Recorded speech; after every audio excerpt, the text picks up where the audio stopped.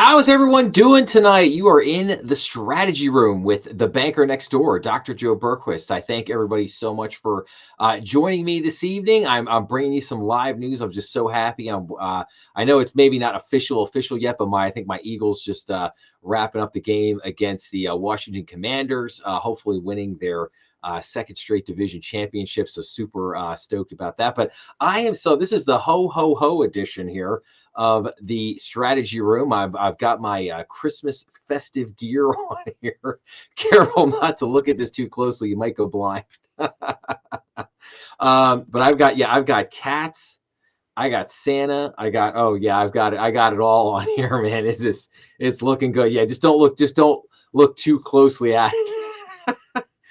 But yeah, this is my festive gear that I like to break out every once in a while. I like to break this out. I've got with some of the episodes that'll be coming out this week, I've got some really good ugly sweaters that I'll be sharing with you guys as well. So, but I have a great jam-packed show for everybody tonight. We are going to be looking at a lot of things. We're going to be talking about healthcare. We're going to be talking about some tariff stuff. We're going to be talking about a bunch of economic numbers. We're going to be talking about inflation numbers. We're going to be talking about employment. We're going to be talking about what's going on at the Fed. The race for the next Fed chief has gone absolutely nuclear. It's just amazing what's happening there with that right now. So we've got all that to talk about. We're also going to talk about a little, Elon Musk on the verge of becoming the first trillionaire. Maybe we'll see. We're going to talk about that. We're going to talk about a little bit about the AI bubble. I've got a ridiculous amount of banking news to bring everybody tonight. So with that being said, let's jump in as we always do. So here is the U.S. debt clock, and let's just take a look. National debt still hovering in at $38.5 trillion. The U.S. federal budget deficit still coming in at $1.7 trillion. The tariff revenue is now up to $371 billion, equating to $3,247 per taxpayer. The debt to GDP still at 121%. Interest on the national debt still sitting there at $967 billion, almost $1 trillion. Our defense spending, and we're going to talk about it, the defense spending bill that President Trump just signed in a few minutes. But defense spending up to $932 billion. So again, some very interesting things there. Medicare and Medicaid, you'll notice over here on the far left, is at $1.7 trillion.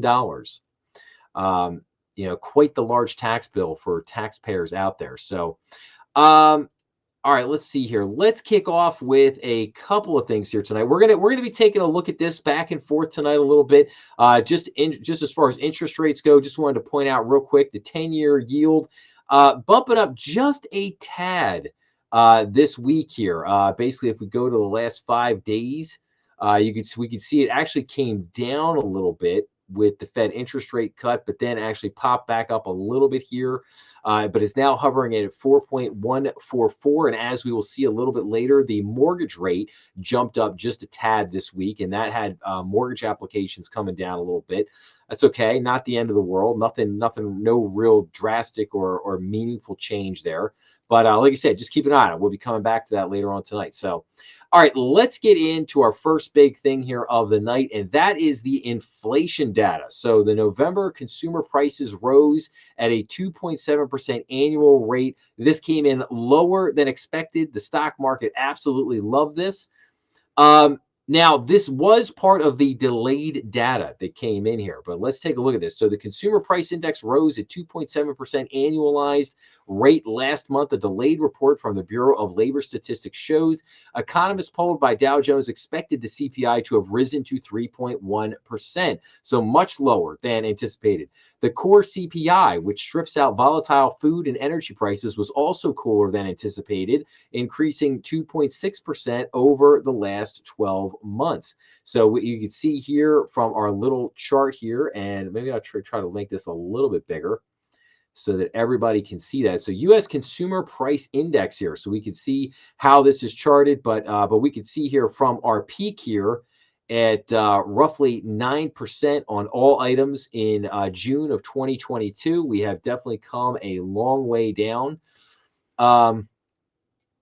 And again, things really haven't been, for all the emphasis put on, it's kind of funny. You go back to January of 2025 here.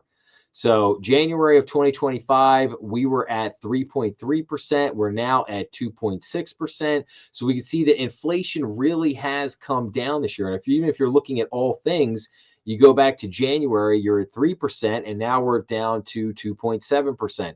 So again, hasn't come down as much as we would have liked, but it has definitely come down and it's trending downward. Exactly what we were looking to see here. And so again, all this talk all year long about tariffs, and I might have an episode coming up about Wall Street Journal just did a whole expose on why did we get the tariffs so wrong. And I'd be happy to point out why they got the tariffs so wrong. But again, again, all this fear mongering about the inflation all year long, and what we see here at the end of the year from these numbers is that there really wasn't anything to be afraid of. Now, is inflation where we want it to be? No, it's not. It's not. We still need it to come down a little bit more. But is inflation horrible? Is it crushing us like it did during the Biden years? Is it absolutely ridiculous? Like, no, not by any stretch of the imagination. And the crazy thing is that the Fed's own projections, it's not me, this is the Federal Reserve Bank. The Fed's own projections showed that inflation was basically going to top out in, wait for it, November or December at around 2.9%. And then over the next 2 years, inflation was going to steadily come down to about 1.9%. That's their own projections. So it's kind of wild that they've got like the fear mongering out there and that they're all shocked by these inflation numbers here this week, when their own projections showed that this is exactly what was going to happen. So it's just kind of, again, just kind of wild to point that out. Now, and of course, here you gotta love some of this, right? So I want to show you guys a couple things here. A lot of naysayers this week on this data, a lot of naysayers. But first, let's go into this. So here's the inflation breakdown for November 2025 in one chart. So I like to show this just so we can go down and we can look at some of these numbers here. So home or food at home was basically up 1.9%. And obviously the big items here are uncooked beef roasts, coffee, uncooked ground beef, frozen fish and seafood, candy and chewing gum. But we could see here uncooked beef roast up 21.2%, coffee up 18.8%, uncooked ground beef at 14.9%, frozen fish and seafood 11.6%, candy and chewing gum at 10.1%. Food away from home was up a pretty big chunk here at 3.7%. So from vending machines and mobile vendors, up 5.7%. It's surprising that is the most. I would have thought that full service would have probably been up the most, but it was only from vending machines and mobiles, up 5.7%. Full service is up 4.3%. At employee sites and schools, 3.5%, and limited service at 3%. Energy up 4.2%.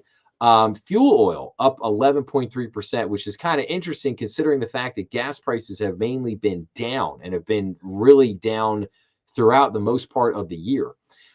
Utility gas services up 9.1%, electricity up 6.9%. No shocker there with all the data centers and everything they're building right now.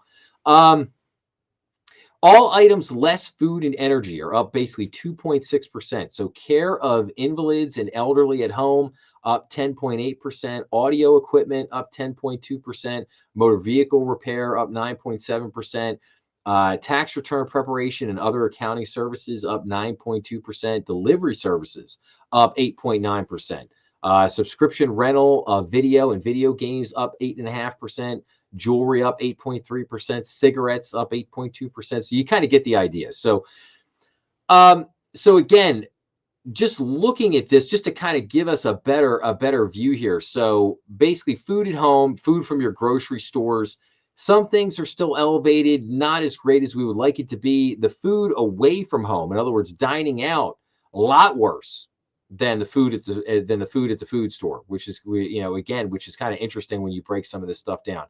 I did not see the bigger spike in energy. I think that was the one that probably surprised me the most when I looked at this chart. So I thought this was, but again, wanted to just share everybody, just to give everybody a little bit more insight into what is really happening with the inflation right now. Where the real problems are at now. I want to go into this for a minute here. So the New York Fed President Williams says some technical factors distorted November's CPI reading downward. So there were some special factors of practical factors that really are related to the fact that they weren't able to collect data in October and not in the first half of November, Williams said. And because of that, I think the data were distorted in some of the categories, and that pushed down the CPI reading probably by a tenth or so, Williams said on CNBC Squawk Box. So this was the Federal Reserve President John Williams on Friday, that these technical factors likely distorted November's inflation data, pushing the headline reading lower than it otherwise would have been. So let's just hold on to that for just a second. Now let's go in here. Trust these numbers. Economists see a lot of flaws in delayed CPI report showing downward inflation.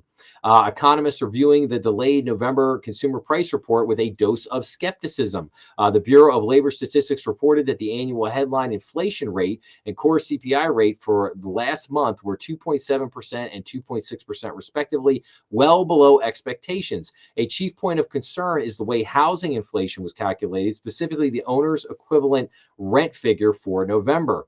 So Thursday saw the release of a much lighter than expected consumer price report for November, breaking from the recent trend of sticky inflation. Stocks jumped, yields fell, odds of a Federal Reserve rate increased, and many economists scratched their heads.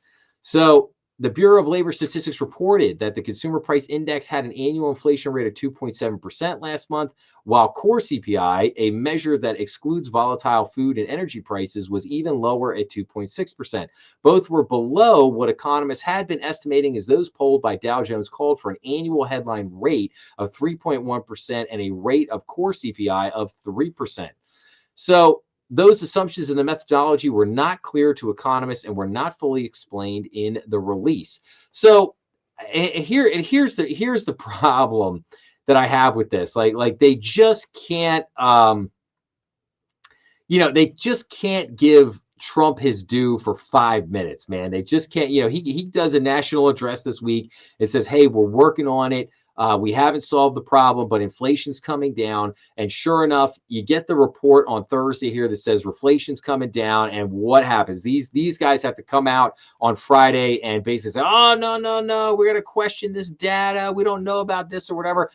I'm just curious, where were all these guys back? Where's my inflation chart? Where were all these guys back here?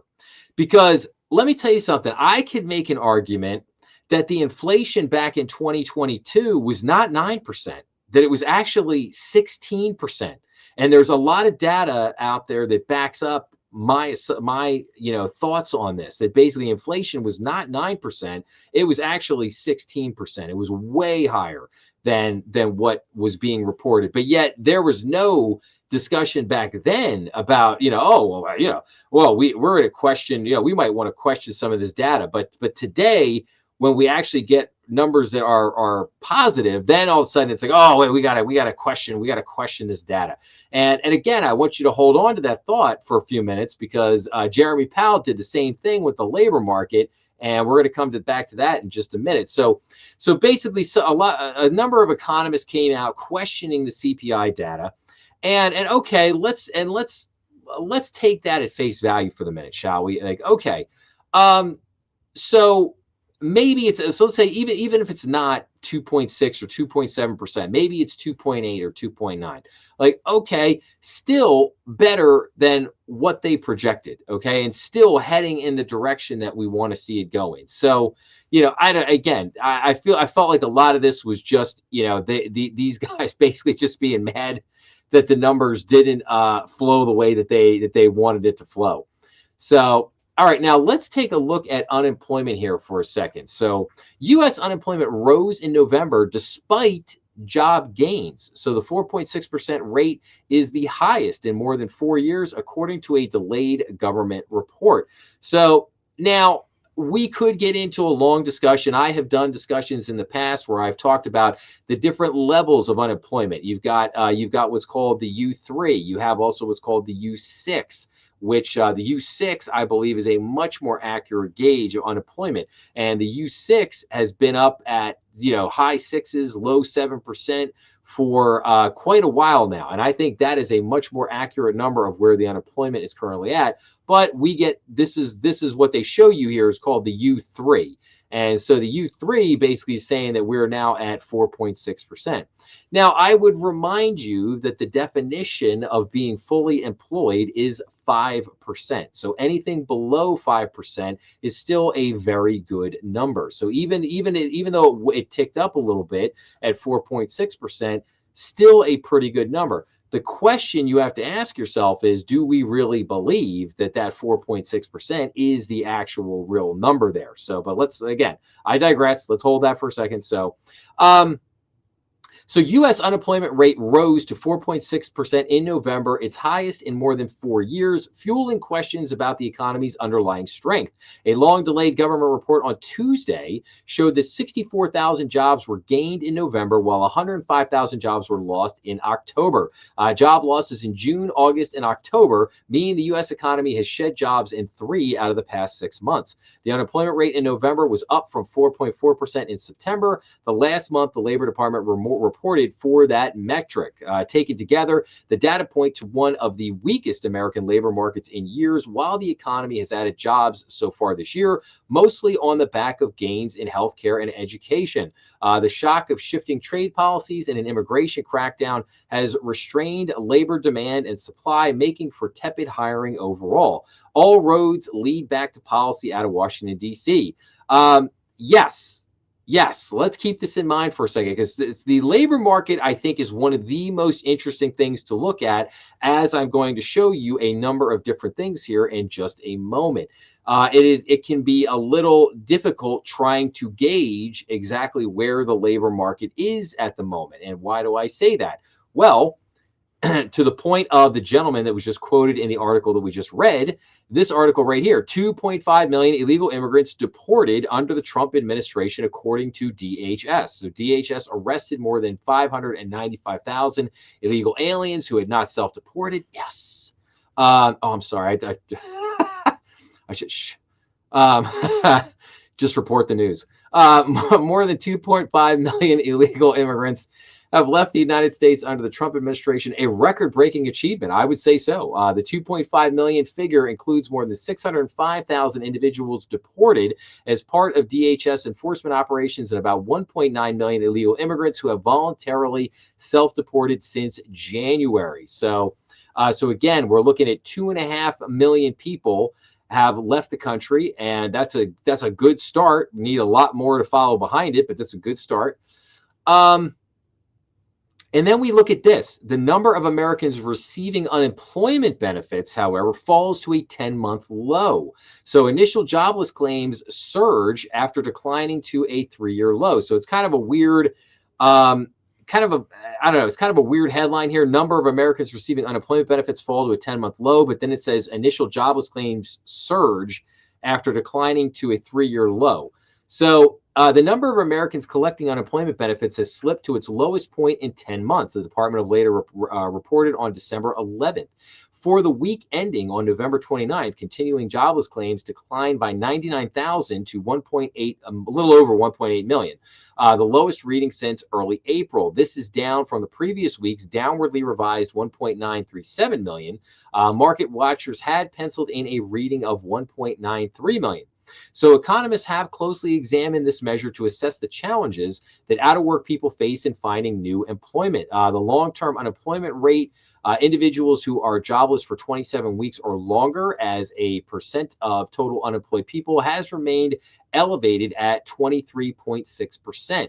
Demand for labor has softened recently, with job openings stalling at 7.67 million in October, as employers take a wait-and-see approach before restarting their hiring efforts. The common refrain of low hire, low fire environment has led employees to be more cautious before submitting their resignation letters, with fewer workers stepping down from their positions. Job quits declined to 2.941 million in October, the lowest level since August of 2020. Additionally, the quits rate, the gauge of the share of workers who voluntarily leave their jobs, slipped to 1.8%. So, yes, so again, very interesting. But what this tells us is, things, it has softened, but it's not horrific. It's softened, but it's not horrific. And yes, you have seen this.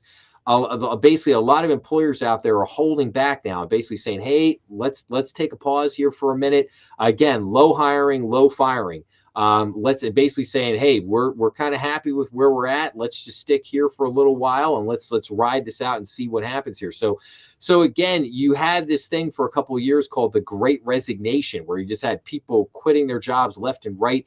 That has all but evaporated at this point. The whole concept of the Great Resignation has basically gone away, and we're kind of left with people just pretty much for the most part just staying pat. Just, hey, we're just staying here. We're just hanging out.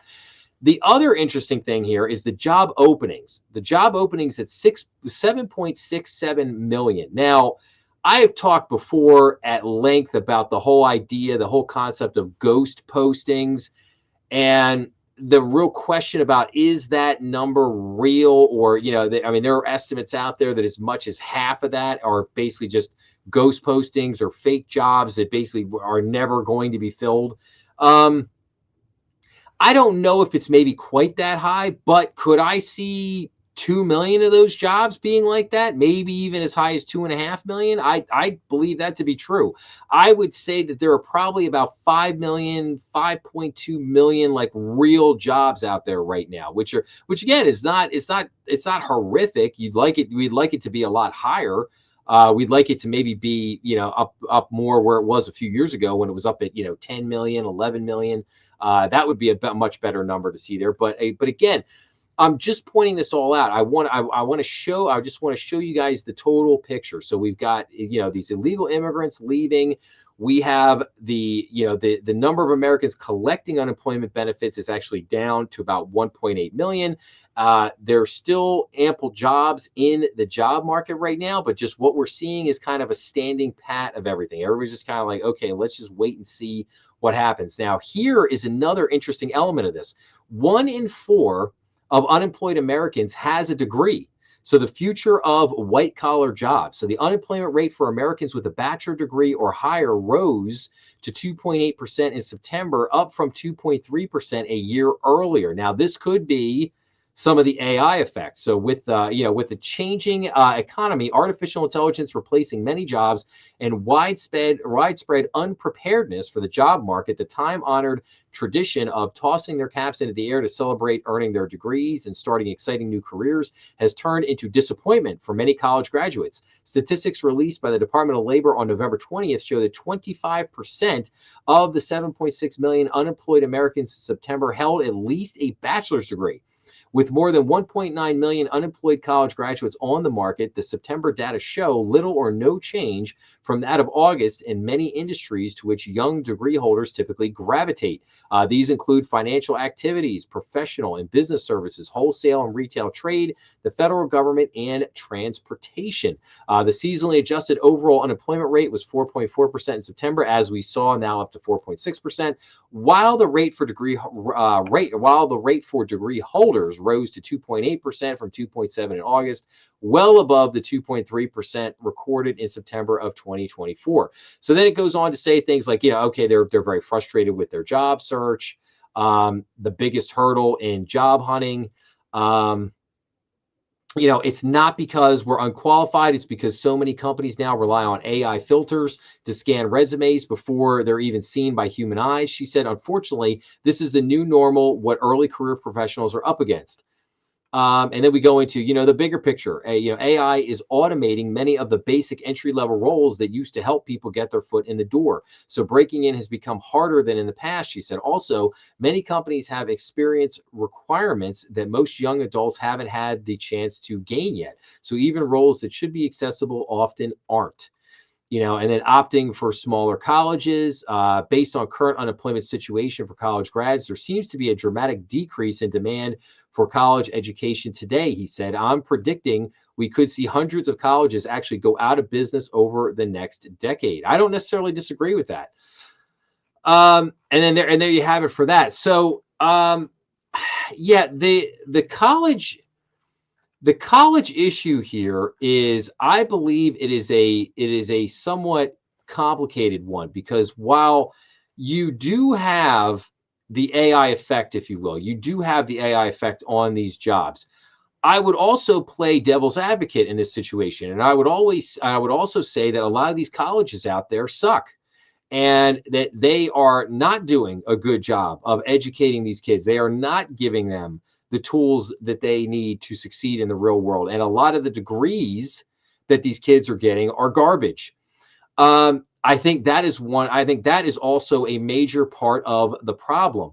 I've done episodes of kids coming out. I just did an episode, a month or two ago, on an article that absolutely shocked me. A girl was suing her high school because she got to college and she was basically in college and she was illiterate. She literally could not read. She had an app that would read the books and texts and other things to her so that she could understand what was going on in the class and she could learn the materials. And and she graduated from her high school with honors. Think about that for a second. How do you graduate with honors and you can't even read? So, so again, there are some very messed up things going on right now in academia. And a lot of this has really got to be looked at hard. And when they sit there and say that, yes, a lot of colleges could go out of business here in the next, decade, I don't disagree with that. I mean, I think a lot of these colleges are doing a really bad job. Really bad job. And they're not, and again, I'm not sure if I want to bring this into it, but I'm good. Obviously we all saw what hit the whole issue with Brown University and what happened there, which was absolutely horrific with the unfortunately the murder of those students at Brown University. And then also the murder of the MIT professor. I mean, we all watched that and saw that play out all week long. But one of the things that was, that just jumped out at you are, there's no secret, I think, about the things that are going on there at Brown University, and they're pretty repulsive. And that's not just happening at Brown; that's happening at every Ivy League university in the country. That's happening at a lot of other universities around the country. As far as just their ideological belief, and that is seeped in to all of the classes, and that's a major problem, because again, they're not focusing on educating the kids to work a job. They're focusing on ground pounding them with ideological beliefs. And that's a big problem that we have today in our universities, and that has to get corrected. It's not as simple. This issue is not as simple as just saying, oh, well, the labor market's not that good, or people don't want to hire these kids. Like, no, these kids are coming out unprepared. I would say some of these kids are coming out with the wrong attitude, perhaps. And I've seen that in the workplace. To just have, I mean, just everybody's, anybody who is in corporate America now, who is looking at the younger generation coming out of college, there's a certain percentage of them that you're seeing that you're basically going, yeah, that person's yeah, they're not going to work out in the corporate world. And that could be for a lot of reasons. It could be their look, it could be their attitude, it could be the fact that they're just, not that bright. It could be a lot of things. But this is a complicated issue.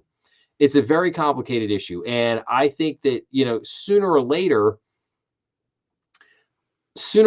it's going to come to a head, because I think the AI could really bring that to a head, probably a lot faster than it normally would have. Like these kind of things, I think if you study history, take decades to play out. They don't play out in a couple days or a week or whatever. And these things can take decades to play out. So, Um, but again, the AI could push all this to the forefront where we could be sitting there going, wow, okay, these problems, because now we have X number of college graduates that can't get jobs.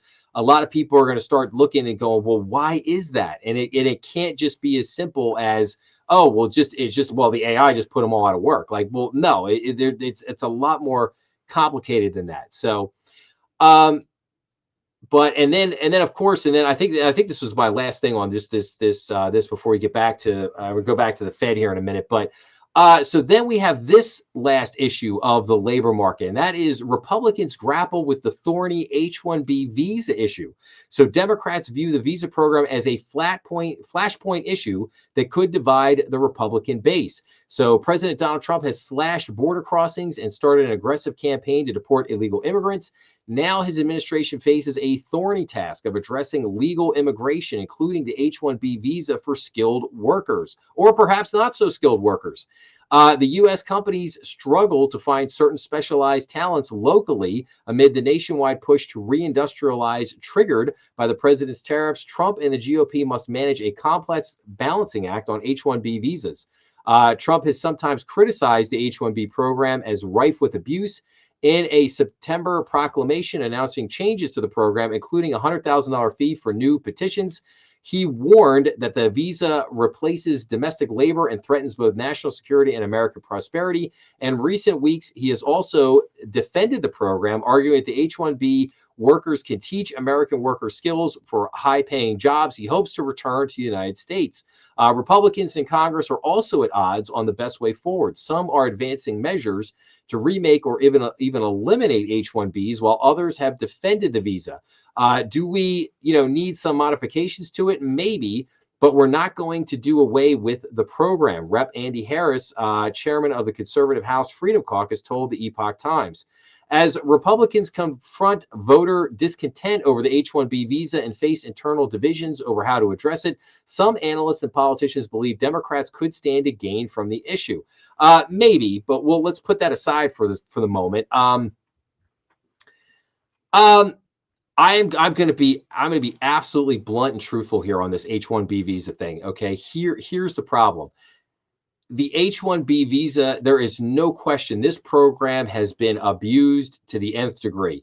All this talk about, oh, well, we need the talented work, there's just no talented people in America. We have to go to India to find all these talented people. Like, no, absolutely not. That's absolutely ludicrous. There are millions of people in this country that are perfectly talented, perfectly smart, capable people that can absolutely do these jobs. Let's talk about what's really going on here. There's two big things. Number one, Silicon Valley tech bros, they love their cheap labor. Okay, they love their H-1B visa cheap labor. Okay, they're addicted to it. And you're going to ask them to let some of these people go and then hire American workers that they're going to have to pay more money to. That's the bottom line. They're going to have to pay more money to it. So instead of them making, $2 billion, they're only going to be able to make $1.9 billion. But that's not good enough for them. So I don't really care what the tech pros or Silicon Valley has to say about this. This issue, they have abused this and they love their cheap labor. Now, that's the Silicon Valley tech bro side of this thing, the Republican side of this thing. So you have a lot of the big corporate special interests for the Republicans. They love, again, the H-1B visa because they want the cheap labor. They love the cheap labor. That's a problem. I truly believe the majority of the Republican base does not want the H-1B visa anymore. They don't want this program anymore. It's hey, send them home. Hire the American workers. That's what they want. I believe that this is more kind of a corporatist establishment Republican standpoint. And it is causing a big issue because, and it's very easy to see the Republicans that are, that are bought and paid for on this because they're the ones that are standing there that are defending this to the nth degree. Like it's very easy to pick them out. The ones like again, what did Andy Harris here, Republican from Maryland, he had to say, do we need modifications to it? Maybe. but we're not going to do away with the program. That's pretty matter of fact language right there. We're not going to do away with the program. Do we need to make modifications? Maybe. So, you can already see who's buttering Mr. Harris's bread there. That's pretty easy to read between the lines there as to what's happening there. So, but this H-1B visa, I believe that this does play into this. I believe that this does have this H-1B visa problem is part of, it's not the whole thing. It's part of what is leading to this. This 1 in 4 unemployed Americans has a degree. The future of white collar jobs here. Like this is, I do believe that these two things are working hand in hand with each other. So let's just go back and let's just run back through this for a second here. So you have the unemployment rate, which is nudged up a little bit. But let's take, you know what? I forgot perhaps the most important thing here. So I wanted to show you guys something here. So the BLS says we lost 41,000 jobs in 2 months, but if you control for federal layoffs, and we gain 121,000 jobs. So control for deportations, and we gain 300,000 jobs. So the weak job numbers are entirely made of federal layoffs and millions of illegals going home. That is the main punch that I wanted to get to here with this. So we'll have to come back to this in a minute. This was pretty funny. Pelosi versus Warren Buffett.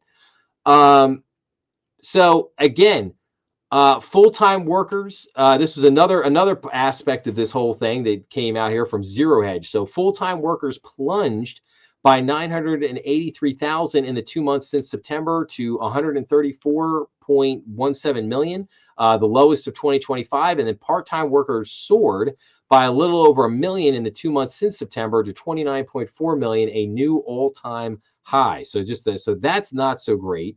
I wanted to point that out. I was hoping that I thought there was one more. I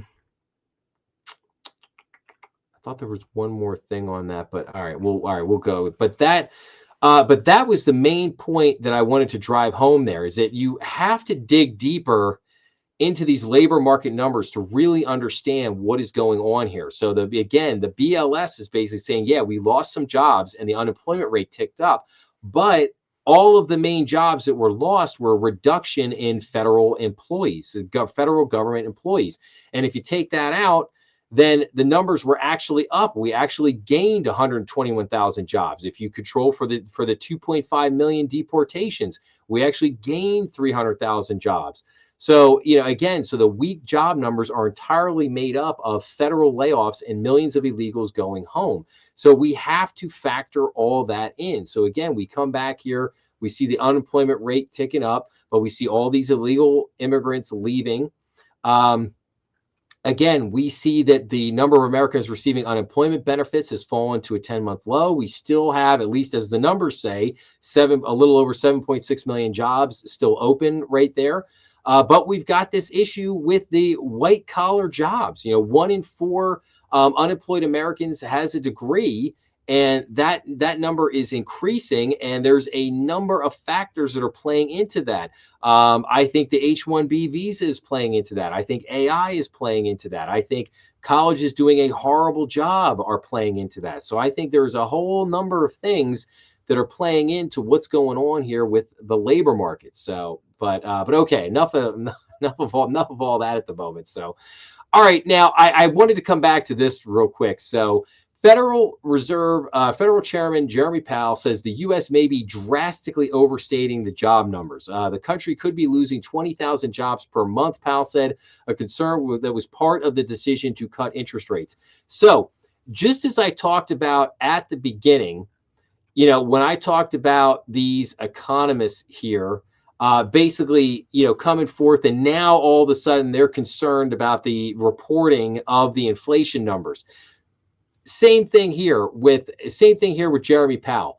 All of a sudden, you've got concern now. You didn't have a concern when the Biden administration created over 2 million fake jobs for 4 years. Okay, they were just cooking the books over there at BLS and just creating millions of fake jobs. and again, something that I had been pointing out for quite some time. A lot of people had been pointing out for quite some time, and yet it was pretty obvious that something was very wrong with the employment numbers. But Jeremy Powell had nothing to say about that for 5 years. He had nothing to say about that. But now all of a sudden, he's got some concerns now. Now all of a sudden, he's got concerns. Okay, I want to point this out because this is really hypocritical on the part of Jeremy Powell and some of the other Fed governors, some of these other economists out there. The fact that now they've got an issue with a lot of these economic numbers as they come out it's rich, man. It is rich. So I just wanted to go out and just point that out, is because it really but all right. Well, continuing with our Fed discussion for the minute. So I did an episode this week, which I'll talk about in a little bit later, on the race for the Fed chair, and basically how this it has broken wide open. It's spilled out all over to Wall Street and the DC establishment. So basically, what set all this ablaze was that Kevin Hassett did an interview about maybe a little over a week ago, where Kevin Hassett was basically saying, hey, I'm going to go into the Fed and I'm really going to change things up. I'm going to make some big changes. I'm going to really shake things up a little bit. And we're going to start doing things a little bit differently over there. And with that, all of a sudden, man, it was like all hell broke loose. All of a sudden, man, Wall Street came alive and went into overdrive, and it was just all these, this pushing for Kevin Warsh and for Christopher Waller, and just like, hey man, we need to get no, we can't pick Hassett. Hassett can't be the guy. We got to go with these other people. So this is really blown up and really gotten hot and heavy this week. So, but let's read this for a second. So, industry titans, Trump allies weigh in during the final days of a sharp-elbowed campaign to succeed Jeremy Powell. So, President Trump told allies and aides in early December that he wasn't sold on picking former Federal Reserve Governor Kevin Warsh to lead the central bank, according to people familiar with the matter. Trump said at a cabinet meeting he had narrowed his list to one. Interviews with other contenders were suddenly canceled. Everything pointed to Kevin Hassett, a longtime economic advisor who runs the National Economic Council. Then came the reality TV show plot twist. Warsh was suddenly back in contention with what Trump viewed as a strong interview last week. According to an administration official, Fed Governor Christopher Waller is also in the running, interviewing with Trump this week and picking up backing from corporate chiefs. Rick Reeder, a senior executive at BlackRock, is scheduled to be interviewed by Trump at the president's private Florida club Mar-a-Lago during the last week of the year, according to a senior administration official. A fight over the next Fed chair is playing out in Washington and on Wall Street, with industry titans and Trump allies taking sides and the candidates themselves jockeying for position. Some Wall Street insiders have been advocating for Warsh, calling administration officials to make the case for him with the goal of edging Hassett out of contention. According to people familiar with the outreach, the campaign has focused in part on the argument that Hassett is too close to Trump to have credibility with bond markets as an independent Fed chair. Some in Trump's orbit have grown frustrated by the maneuvering. I don't want Kevin Warsh. I don't want Kevin Warsh. I don't want I don't want these other guys. I don't want Christopher Waller. I don't want Kevin Warsh. I'm not super excited for Kevin Hassett either. I have said repeatedly that I'm not in love with any of these real candidates. Kevin Hassett, again, I said, like, he seems like a great guy. He seems like his heart might be in the right place. I've just said, my problem with him is that, like, do I really believe that this guy's going to go in there and kick butt and take names and really be aggressive in, shifting things around, shaking things up? I don't see him as being that kind of guy. But I have zero faith in these other guys. And I tell you right now, and I've said this before, Trump cannot mess this pick up. He cannot mess this. This is the one pick. I mean, I know people talk about the AG and they talk about a lot of the other picks. this is the one pick that he cannot mess up, as we have seen with Jeremy Powell, who he put in his first administration. These Fed chairs are notoriously difficult to get rid of. I mean, you put them in there, the president gets to pick them, but then once they're in there, you basically can't fire them. You can't fire them. You can't get rid of them. I don't agree with that. I think the president should be able to fire them. I believe that the head of the Federal Reserve, just like anyone else, serves at the serves for the president at the president's behest. And I think that, hey, if they're doing a lousy job and the president wants to get rid of them, the president has a right to do that. But you can't, as it stands right now, you can't do that though with the Fed. The president literally can't fire the chairman of the Federal Reserve. That leads into a whole nother conversation, which, who's more powerful then, the head of the Federal Reserve or the president of the United States? That's a debate that I think needs to be had in the public square, as if you will. But Trump he cannot afford to mess this pick up. And I guarantee you, if he picks Warsh or if he picks Kevin Waller, they are just going to be Jeremy Powell 2.0. And they, the minute they get in there, they will shaft him, and they will not do anything that he wants to do. I could promise him that. So Trump needs to be extremely, extremely careful about who he picks here. And you know what? For all the nonsense about if you pick Kevin Hassett, he's too close to you, Trump, and people aren't going to say, he's going to say that he's not valuing the independence of the Fed, and the bond market's not going to like it. That is all nonsense. That is all nonsense. That will mean picking Kevin Hassett to run the Fed. It's not like he's going to go in there and burn the place down and fire everybody. Like, I mean, come on, let's be realistic, dude. He's not doing any of that. He's going to come in there. He's going to run the show. What their big concern with is that, wait for it, he might get the Fed back to a point where they're, wait for it, making money again. And that might mean that he might cut the interest that are paid on the bank reserves. The big banks don't really like that. Wait for it, he might begin to manage the balance sheet in a way that helps the bond market actually, and how it actually helps to bring rates down a little bit. And but again, it may not like that. Wall Street may not like that. So again, it's not that he's going to go in there and he's going to make all these drastic decisions. It's just that he may not run it the way that they want him to run it. So I want you to think about something here. Roger Goodell. If everybody knows who Roger Goodell is the head of the NFL. He's commissioner of the NFL. And who does Roger Goodell answer to? Well, Roger Goodell answers to all of the owners. He answers to all of the owners of the teams. And as long as Roger Goodell is making the owners money, they are very happy with Roger, and Roger will stay put. For over the years, Roger's had his little scandals and his incidents and stuff like that. Not of his doing per se, but just things he's had to deal with rather.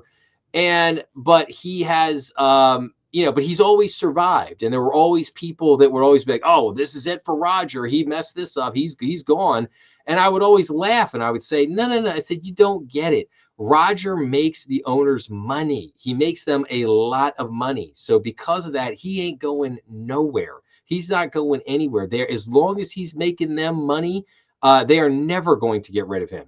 Unless, like I said, he would have to personally do something horrific, like what the Michigan coach just did. And I want you to think of Jeremy Powell as kind of the same way. It's like, yes, he's running the Fed, but who does he work for? Well, he works for all of the big banks that own the Federal Reserve. So Jeremy Powell is there working. He, in a very real sense, is answering to those big banks. And if Jeremy Powell is not doing what they want, then Powell may not be around that long. Of course, he is doing exactly what they want, so they have no problem keeping him there. And this again is what the issue is. This is why Wall Street woke up and has made such a major pushback against all this week. So, and then let's take a look at something else. So, again, Waller had a strong interview for Fed chair with Trump as president appears to turn focus on the job market. So former Governor Christopher Waller had a strong interview for the chair position with Trump, according to two senior administration officials. The Fed chair candidate list has narrowed to four: Kevin Hassett, Kevin Warsh, Waller, and BlackRock's Rick Reeder, who will be interviewed during the last week of the year. Now, I just want to say this about Rick Reeder. So Rick Reeder, I would say, is if we're looking at this like a horse race, right? Rick Reeder he's the long shot. He's on the outside right now. And if there is going to be a shock here, I would say that Rick Reeder would be the shock. Okay. If there's a chance he's gonna meet with Trump here this last week of the year, when Trump's, at Mar-a-Lago, relaxing a little bit here at the end of the year. So Rick is going to have this interview with him. Now, I think Rick is actually in a good situation because, Trump has already interviewed these other guys. He's talked to these other guys and he's talked to them a number of times. He's very familiar with them all. Rick is probably the guy I would probably say he is the least familiar with. And that actually puts Rick in an interesting situation because Rick has been able to sit back and he's been able to watch all this unfold and he's been able to listen to all the talking points of the other candidates. And now he gets to go in and he could, this is his opportunity to basically put something on the table that is very different than all these other candidates. Or maybe he might put a mixture of the different. He might come in with a little of Kevin Hassett, sprinkle in a little bit of I'm going to change this up or change that up with a little bit of hey, I'm going to make Wall Street happy. I'm going to keep things a little bit the ebb and flow of regular stuff. So maybe he might try to appease both sides and come out the winner. So it's very interesting to see what could potentially happen here with Christopher Waller. So, or I'm sorry, not Christopher Waller, with Rick Reed. And, like I said, we could have a shock here. I think if Rick Reed, if he does something maybe a little out of the ordinary and he blows Trump away in this interview on the weekend, he could come in like the dark horse and he could race into the lead at the last minute and blow these other guys out of the water. I don't know. We'll see here. It could be interesting, but I will say this: I'm loving the soap opera. I'm loving the soap opera right now. So, all right. Now, here's another interesting thing for the Fed. Cut or pause. Federal Reserve walking divergent path on interest rates. So doves worry about the labor market while the hawks fear high inflation. So the Federal Reserve has lowered interest rate 3 times this year, but the U.S. Central Bank does not appear to have unanimity on the path of a key policy decision heading into 2026. For months, monetary policymakers have expressed diverging views on what the Fed should do about interest rates, while officials agree that the dual mandate, maximum employment and price stability, has been under threat in tandem. Some have emphasized one side over the other. Current employment trends suggest the labor market is not immaculate, says Fed board member Christopher Waller. And then, speaking with CNBC at the Yale CEO Summit on December 17th, Waller has been arguing since the summer that it's time to gradually bring down interest rates. His primary support stems from weakening employment conditions. Based on his interview with executives and data, Waller estimates that approximately 70% are either firing workers or maintaining staff levels. That's not what I would call a particularly healthy labor market, Waller said. There's nothing telling me that the data is going to get a lot better going forward. So, again,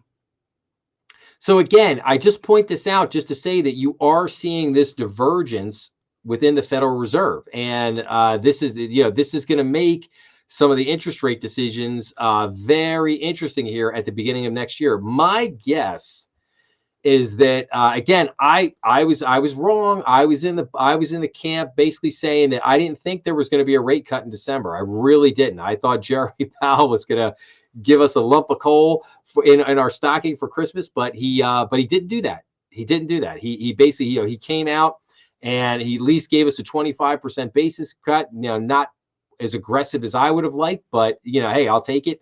And we go from there. But again, my guess would be is that they basically hold still in January, especially with them crying about all the economic data. Oh, the inflation data may not be right, and the labor market number may not be right. So I think they're going to use that as cover in January to basically say, like, hey, look, we're holding pat here for a little bit, and then we'll come back in February and we'll see what we do, if anything. That would be my take. I should really look at what the what Polymarket and Kalshi, what they're saying or what they think about the potential for a rate cut is come January. What Wall Street is gauging for a rate cut come January. I'll look at that. I'll get back to that to you guys I'll come back to that one later on in another episode. So let's take a look. Let's run through a couple of articles here real quick. So this is coming in on, basically what does what is the White House saying about and Wall Street saying about a number of different factors coming up here over, some things that happened this year, some things coming for next year. But let's take a look at a few of these things here. So White House economist predicts the biggest refund cycle ever during the 2026 tax season. A lot of the tax changes which affect last year weren't in any of the tax forms that people filled out at the beginning of this year, the economist said. So the White House's National Economic Council director predicted the largest ever tax refund cycle in 2026, as several measures included in a congressional spending bill that passed earlier this year are set to go into effect. So we are going to see the biggest refund cycle ever in the history of America, and people are going to get massive refund checks. National Economic Council head Kevin Hassett said in an interview with Fox Business on Thursday. We're expecting just that part of it alone to be worth a couple $1,000 refund. A lot of the tax changes which affect last year weren't in any tax forms that people filled out at the beginning of 2025, he also said. He added that people will see it in their wallets at the end of the second Trump administration, saying that we didn't pass the big, beautiful bill until the middle of the summer, referring to the Trump administration-backed tax and spending bill that includes a number of tax breaks and other economic-related measures. So again, very interesting here. We shall see what ultimately comes of the tax season here early next year. But again, if this lives up to promise, I mean, that's going to be great for a lot of people out there. White House announces historic reduction in red tape. The federal government cut 646 regulations in 2025, exceeding the goal set by the president. The White House Office of Management and Budget, OMB, announced on Friday that federal agencies cut 646 regulations while introducing only 5 new ones in fiscal year 2025, surpassing the target set by President Donald Trump. In total, cutting red tape has saved $211 billion, which is more than $600 for every American. Agencies reduced 129 regulations for every regulation issued, thereby exceeding the president's 10-to-1 target. That is just absolutely fantastic. So the Trump administration's deregulatory agenda is the most ambitious in American history.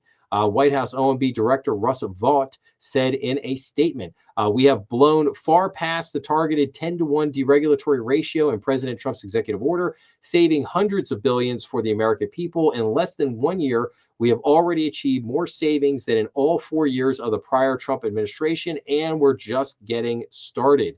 One significant change was ending the Transportation Security Administration's rule that required travelers to remove their shoes during airport screenings, which saved amazingly $24.5 billion, dude. That's kind of amazing.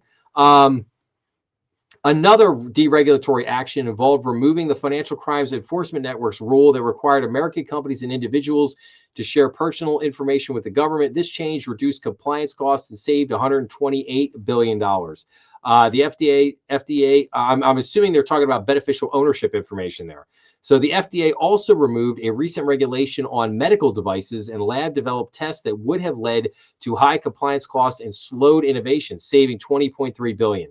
The Federal Housing Administration at HUD eased mortgage requirements and created extra paperwork for lenders and delayed loan approvals, saving $1.4 billion. So yes, I think the savings in the government can be astronomical.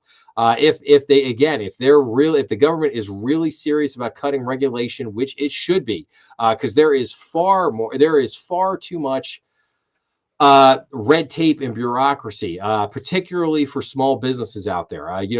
People, trying to get small businesses up and running. I mean, it is ridiculous. In some of the states, some of the hoops and things you have to jump through, just to get a small business up and running. So again, you love to see this. Like, this is fantastic. Hope they keep that rolling. Okay, Trump signed this week a $901 billion defense bill into law. The White House said the bill will support the president's peace through strength agenda. So I just wanted to point that out. That is obviously an enormous defense spending bill. Would I personally have liked to have seen that bill that high? No, I would have liked to have seen probably a couple $100 billion lopped off of that. Again, I think there is a ridiculous amount of waste in this $900 billion. I think there is a ridiculous amount of waste. Let's go back to our debt schedule here. Let's go back to our U.S. debt clock here for a minute. Defense/war spending is actually at $932 billion.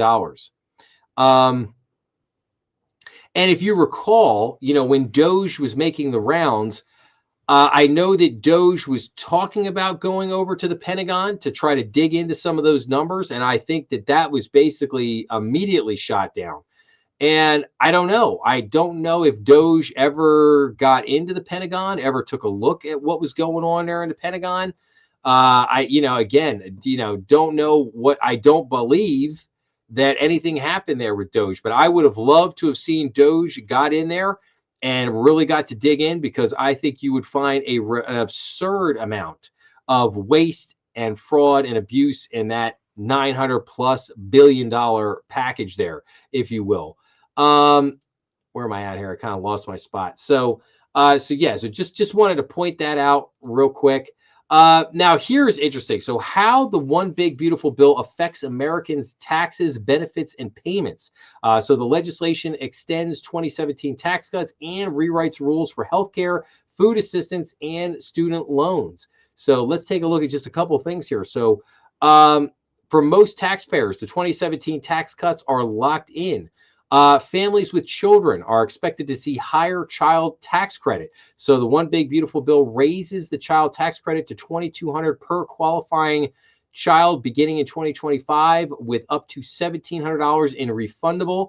So even families who owe little to no income tax will benefit. So seniors with the temporary $6,000 extra deduction. Now, again, what we really wanted was no tax on Social Security. That's what we were really hoping. That's what we were really looking for. Didn't get that, but that's okay. We're still getting this. So instead of fully eliminating taxes on Social Security benefits, the law creates a temporary additional deduction for seniors. Specifically, eligible taxpayers age 65 and older can claim an extra $6,000 for tax years 2025 through 2028 with an income-based phase-out.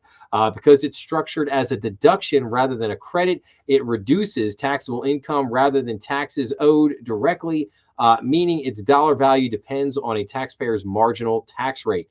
So, just make sure to check that out. Service workers and hourly employees, no tax on tips and overtime. So two of the most widely publicized provisions of the legislation are new. Temporary deductions aimed at workers who pay includes tips or overtime. Now, I want to point something out here. Do I have, yes. Blue state governors are refusing to implement Trump's no tax on tips. I can't even, this is outrageous. This is outrageous. This is a tax law that has been passed through, and they're basically saying that, and this is for the people out there, the service workers, the people who need this the most, and they're basically saying that oh yeah, we're just not going to do it. We're not going to give them this tax benefit. Like, are you kidding me? So this article here from Zero Hedge basically says, on the campaign trail, Donald Trump promised to end federal taxes on tips and overtime. Democrats dismissed it as an election year ploy to win votes, but Trump delivered on that promise when he signed the One Big Beautiful Bill Act in July, which eliminates taxes on tips and overtime for service and hospitality workers. However, blue state Democrats like New York Governor Kathy Hochul, Illinois Governor J.B. Pritzker, and Colorado Governor Jared Polis are, in the words of Treasury Secretary Scott Bessent, deliberately blocking their own residents from accessing this historic benefits promised under the law. President Trump's tax cuts bill is the most pro-worker, pro-family legislation in a generation, Bessent said. It puts more money directly into the pockets of hardworking Americans through no tax on tips for dedicated service industry staff, no tax on overtime for linemen and factory workers, and a new tax deduction for seniors who depend on Social Security. You know, this partisan stonewalling is a direct assault on the very families and workers liberal politicians claim to champion. I just, by denying their residents access to these important tax cuts, these governors and legislators are forcing hardworking Americans to shoulder higher state tax burdens, robbing them of the relief they deserve and exacerbating the financial squeeze on low and middle income households. This is just that is just outrageous that they would be blocking this. I just cannot believe it. So, all right, and let's go down a couple more here. So, car buyers deductions for auto loan interest. The law creates a temporary deduction for auto loan interest, allowing taxpayers to deduct up to $10,000 annually in interest paid on a qualifying passenger vehicle purchased for personal use after December 31st, 2024. Taxpayers in a higher state, basically the SALT, the cap lifted. So the bill raises the cap on state and local tax, also known as the SALT tax deductions, from $10,000 to $40,000 beginning in 2025, then increases it by 1% annually through 2029 before it reverts to $10,000 in 2030. Lawmakers from high tax states such as California and New York had pushed for the increase for years, arguing that the original $10,000 cap had a disproportionate impact on their constituents. Maybe they shouldn't keep taxing their constituents to death. That's an idea. Homeowners and EV shoppers, the clean energy credit is going to end. Student borrowers repayment is going to tighten. Medicaid enrollees in states, stricter eligibility, less financing flexibility. ACA marketplace shoppers, we'll talk about that in a minute. People on SNAP, stricter eligibility rules. Medicare patients and providers.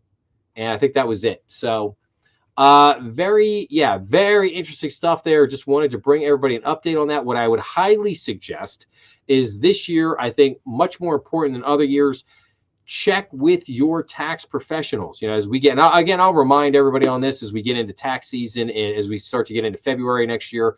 But check with your tax professional, check with your accountant, talk to them about, what you might be doing with your taxes. Because again, you don't want to miss any of these big potential benefits as we get into 2026 next year when you're filing taxes.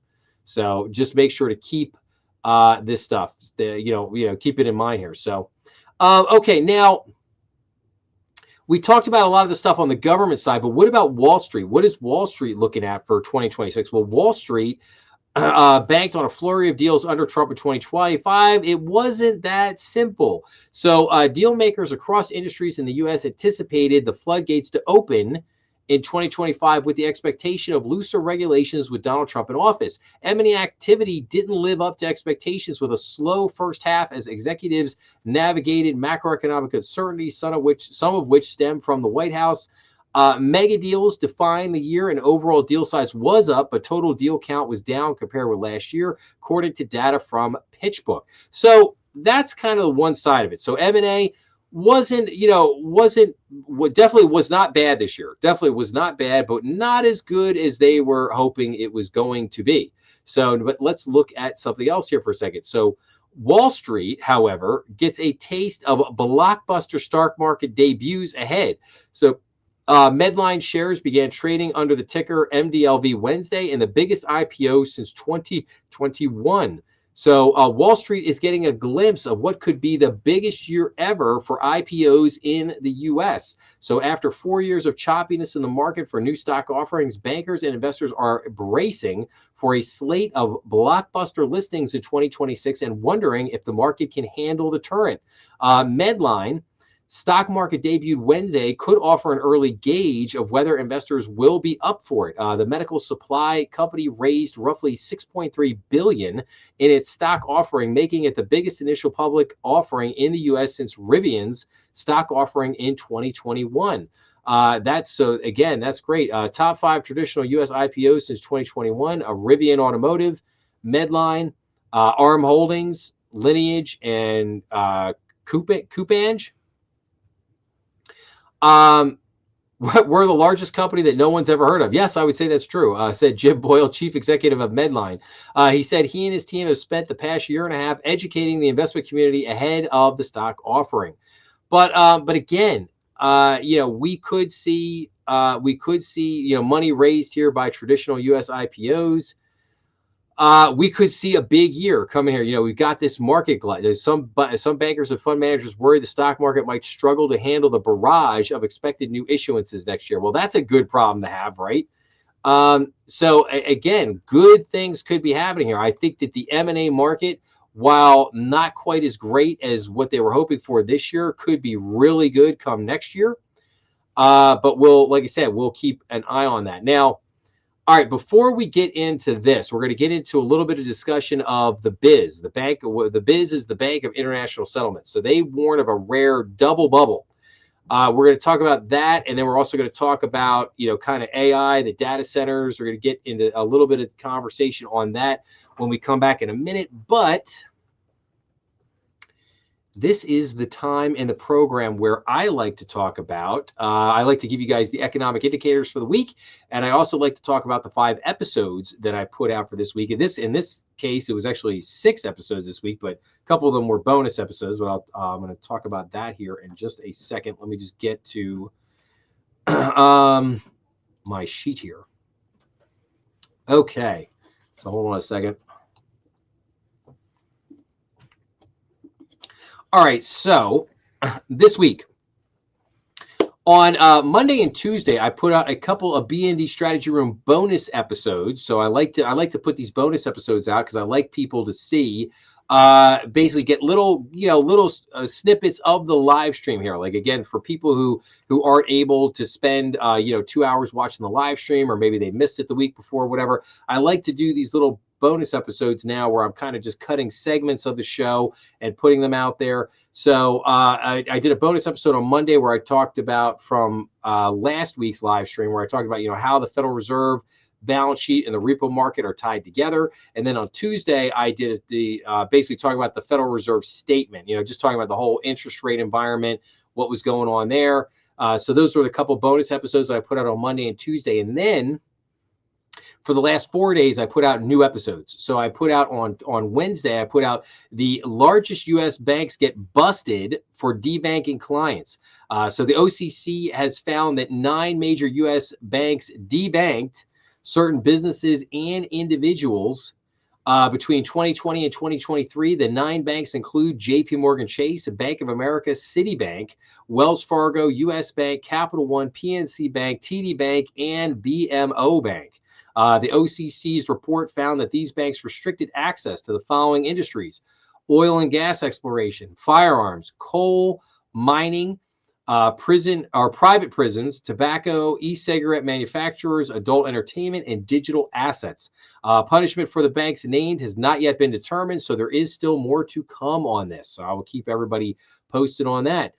Then on Thursday, I did the race for the next Federal Reserve chair is on fire. So Kevin Hassett came out last week saying that he was going to shake things up at the Fed if he is nominated to be the next chair. Well, that didn't go over so well with Wall Street and the DC establishment.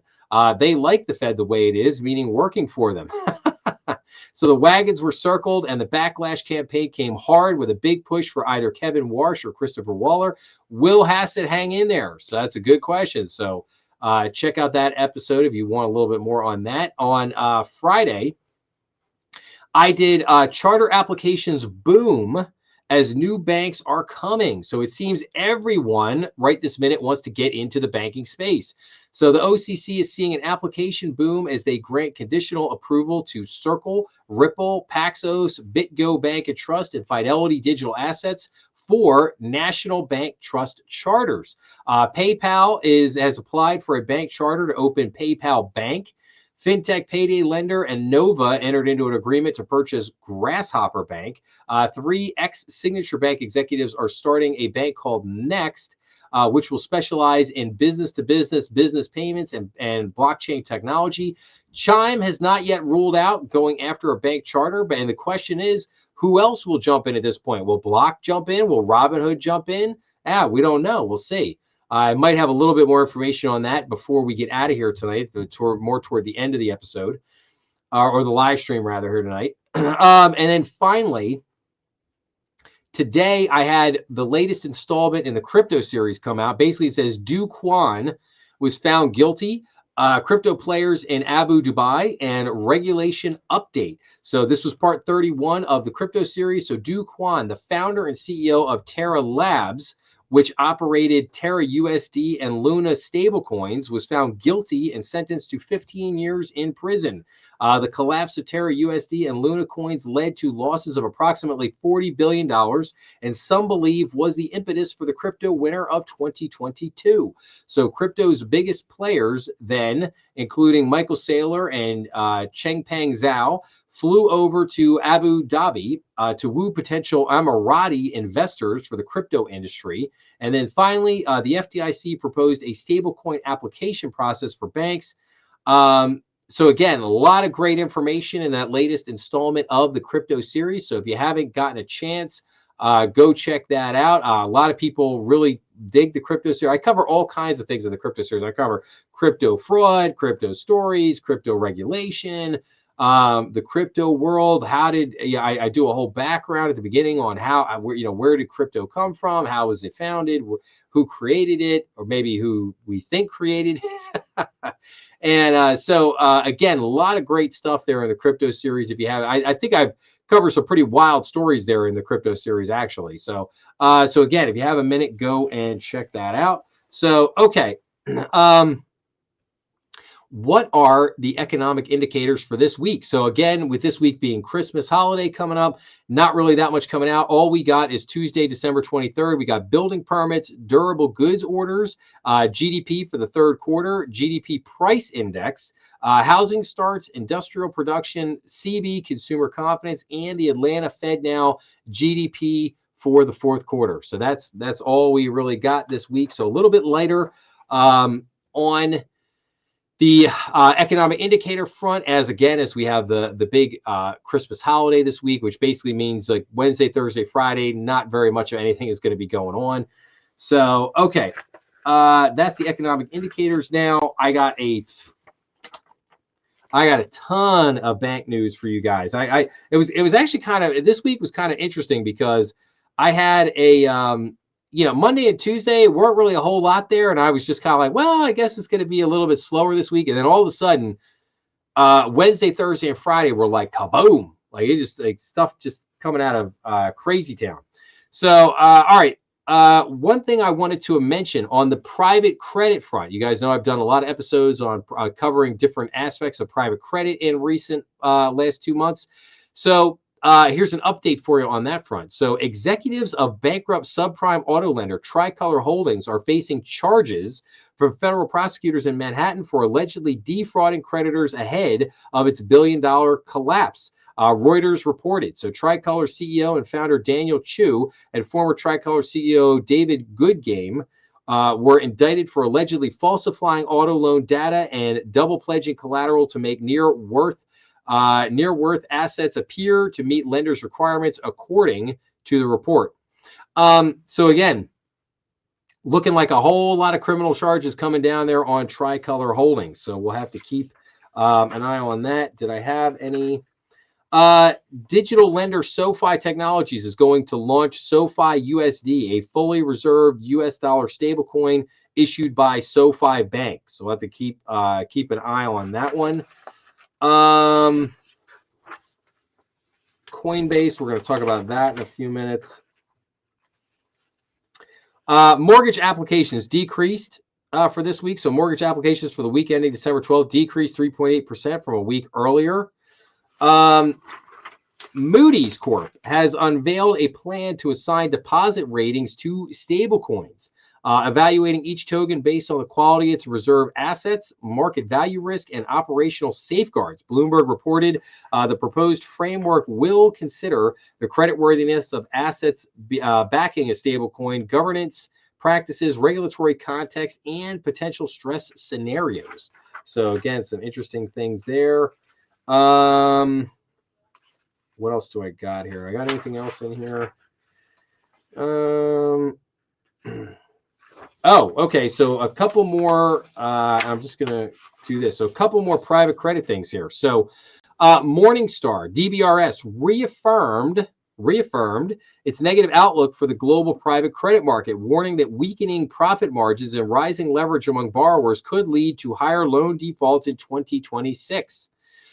Lending by U.S. banks to non-depository financial institutions, NDFIs, rose 26% year to date through November, with new loans totaling about $363 billion, according to a new report from Fitch Ratings.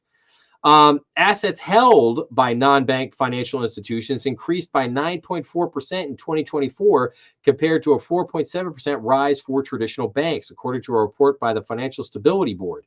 Non-bank assets reached $256.8 trillion, representing 51% of total global financial assets. The segment of the non-bank sector most similar to banks, which includes entities involved in lending and capital formation, grew even faster at 12%, reaching $73.6 trillion. And this is why I keep such a close eye on this private credit market, because it is a big market. It's roughly about a $1.7 trillion market now, and banks have been feeding this beast like crazy from all ends.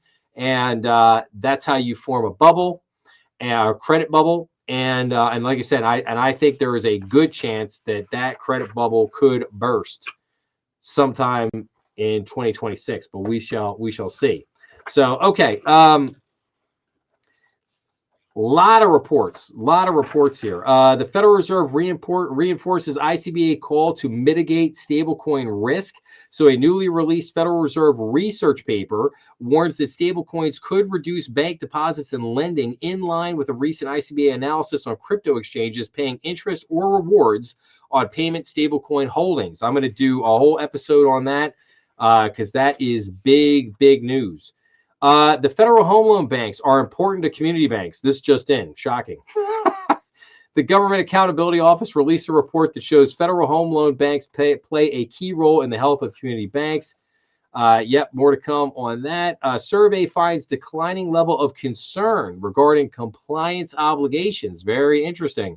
So a new survey revealed a third consecutive year of declining concern levels among banking respondents regarding the management of their risk and regulatory compliance obligations. So not as concerned with compliance as in years past. Fed publishes their manual for supervision of the largest banks. The KC Fed reported tighter liquidity and improved Q3 earnings at ag banks. So along with strong growth in farm loans, liquidity at agricultural banks tightened and earnings increased during the third quarter, according to the Federal Reserve Bank of Kansas City. So that's good. OCC banking system is sound, but cybercrime remains a concern. This is according to the OCC. Reported that the federal banking system remains sound, but cyber threats are a concern. And this was in their semi-annual risk perspective. I will be covering that in another episode. New York Fed survey, business activity declines in December. So business activity declined slightly in New York in December. Builder confidence edges up in December. The National Association of Home Builders Index of builder confidence in the market for newly built single homes rose to 1 point to 39 in December.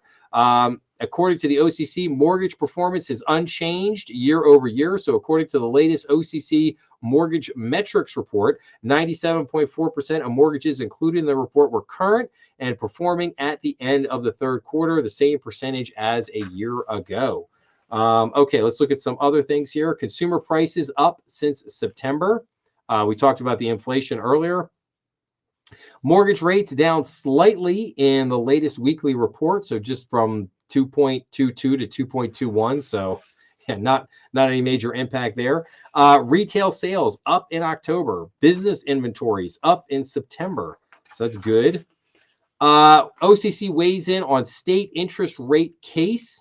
So the OCC filed an amicus brief in the U.S. Court of Appeals for the 10th Circuit in connection with the National Association of Industrial Bankers versus Weiser case, saying the court's recent decision undermines the benefits of the federal interest rate framework that Congress granted to state banks. ICBA supports proposal to increase same-day ACH limits. That's good. Fed issues new policy statement on innovation. The Federal Reserve withdrew a 2023 policy statement and issued a new policy statement regarding responsible innovation at certain Fed-supervised banks. OCC issues CRA strategic plan for community banks. So the OCC issued proposed guidance for a simplified strategic plan process for community banks to comply with the Community Reinvestment Act. Senate passes NDAA with ICBA opposed, measures removed. The Senate passed the National Defense Authorization Act, which we talked about a few minutes earlier, but TILA burdens. So lawmakers removed the ICBA opposed Section 705 of the Road to Housing Act, which would have codified into statute the reconsideration of value process for property appraisals into the Truth in Lending Act and imposed disproportionate burdens on financial institutions. So that's good. FDIC approves their budget and proposes a strategic plan. So at its board meeting, the FDIC approved a 2026 budget of $2.49 billion, a 16.4% decrease from the previous year's budget. ICBA discusses risks of chartering non-bank firms.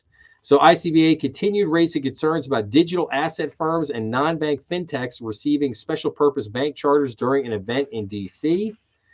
FDIC amends their special assessment collection, I should say. FDIC approves final rule on branches and offices. The FDIC approved a final rule that said it would streamline the processes for establishing and relocating domestic branches and main offices. FDIC proposes application process for bank subsidiaries to issue stable coins. Might want to see the crypto episode I put out today for more information on that. ICBA opposes PayPal's ILC application. So ICBA expressed strong opposition to PayPal's application to form an industrial loan company, saying the FDIC should not allow non-bank firms to benefit from the federal safety net while avoiding prudential regulation and supervision. ICBA opposes approval of national trust charter applications from non-banks. House panel advanced 5 ICBA-supported bills. So finally actually seeing some movement on a lot of things here. So the NFIP Extension Act of 2026, the Rural Depositories Revitalization Study Act, the Community Bank Representation Act, the Regulatory Efficiency Verification Itemization and Enhanced Workflow, also known as the Review Act, and the Bank FinTech Partnership Enhancement Act. So I will bring a lot more coverage on those in the weeks to come.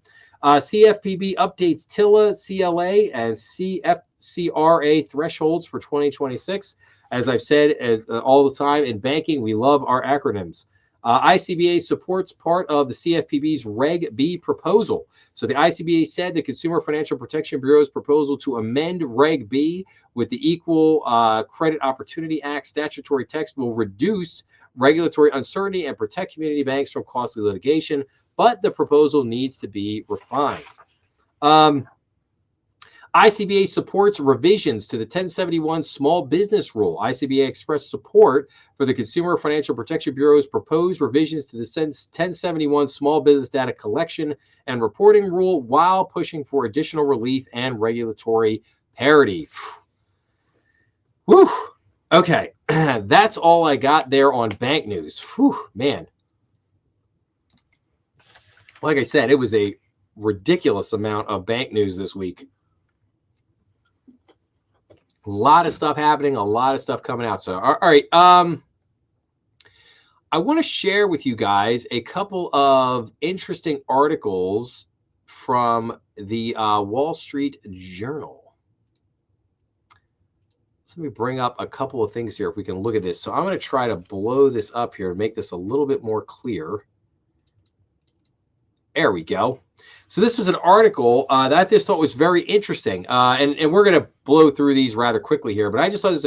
So this was, and the world's greatest investors. So they had this little kind of not a competition. I guess it was just like a survey on, who they thought the world's best investor was. And it was, Warren Buffett, Jim Simmons, Peter Lynch, a whole bunch of people on here. But I thought it was interesting because who did people rate as the world's greatest lender? And obviously a little over 60% went for Warren Buffett. Jim Simmons, a lot of people probably wouldn't be familiar with Jim Simmons. So Jim Simmons developed a hedge fund, and Jim Simmons they did a whole book on it. I don't know that I have, actually I do. This was the book right here that if everybody could see this for a second here, I'll put this, I'll make this smaller for a second. So here's the book right here. The Man Who Solved the Market. How Jim Simmons, How Jim Simmons launched the quant revolution. And this is an amazing book. If people have not got a chance to read this book was from when was this book written? Probably around 2014 or something about that time frame. Or actually 2019. It was actually 2019. So not that long, only about 6 years ago. But again, there's certain books that really give you an insight just into like how Wall Street is working, how the markets are working. And that was one of those books. But Jim Simmons, he brought in, basically revolutionized the hedge fund, not the hedge fund business, the hedge fund business. And but he did it by bringing in what was called the quants. So he brought in all these mathematical experts that basically helped him to create algorithms, which he then used to trade the market, and it just changed the game. And then all of a sudden, ever since that moment, everybody has needed their quants. Everybody's had to have their quants in there. Now we're taking it a step further with the AI. But for a number of years there, it was like, oh, you got to have your quants working in your shop, your quantitatives. But okay, so Jim Buffett is there. Jim Simmons got number 2. Peter Lynch. Some people may not be as familiar with Peter Lynch today because his big heyday was basically back in the 80s and 90s. But Peter Lynch was an amazing investor. I've read a number of Peter Lynch's books, and just one of the great investors of all time. Hetty Green is a very interesting character. And then, of course, Jesse Livermore. I just did a book review on a book that's kind of a loose autobiography on Jesse Livermore. I actually did cover that in one of the episodes in a book review, if anybody wants to go back and check that out. But let me look here. What did they say here? Benjamin Graham was also on the list, as he should be. Benjamin Graham was Warren Buffett's his teacher, is his mentor. Let's see here. So Hetty Green was known as the Witch of Wall Street. And Jesse Livermore was also known, one of his nicknames was the Boy Plunger. And they basically come in, and again, a lot of very interesting characters here in the history of Wall Street, the history of stock trading, some of the most famous stock traders of all time. So it's very, very, very, like I said, just wanted to put this out there. Jack Bogle, the founder of Vanguard, he got some nods. Charlie Munger, Warren Buffett's longtime partner, got some nods in there. So again, very interesting. Some people said Nancy Pelosi should have been on this list. I'm gonna show you. I'll go back and show you something there in a minute, just on that. But yeah, so like I said, just very interesting. Just wanted to point this one out. All right, let me see here. All right, I might have to remove this one and then go back in and show you guys another screen here. All right, I just wanted to show everybody this one. And again, I'll make this one a little bit bigger here. So I just wanted to point this out for all the people looking at their 401k plans right now. So annualized returns of U.S. stocks by size. So this is very interesting here. So we could see here that so what do you have here? You have small cap in the blue, you have mid cap in the orange, and then you have large cap in the light blue. And what you could see here is that for the previous 25 years, that basically the small cap and the mid cap actually outperformed the large cap.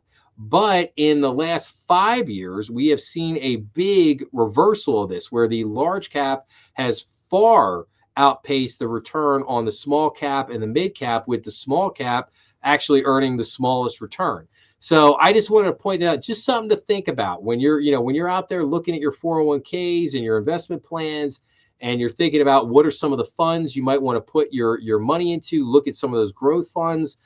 Just some things to think about, like when you're out there, if you're talking with your financial advisors and stuff like that, and you're thinking about what selections you should make.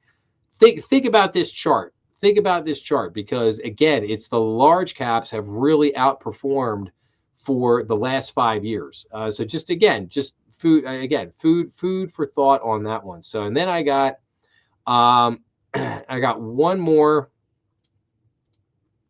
Let me bring this up. Just bear with me for a second here.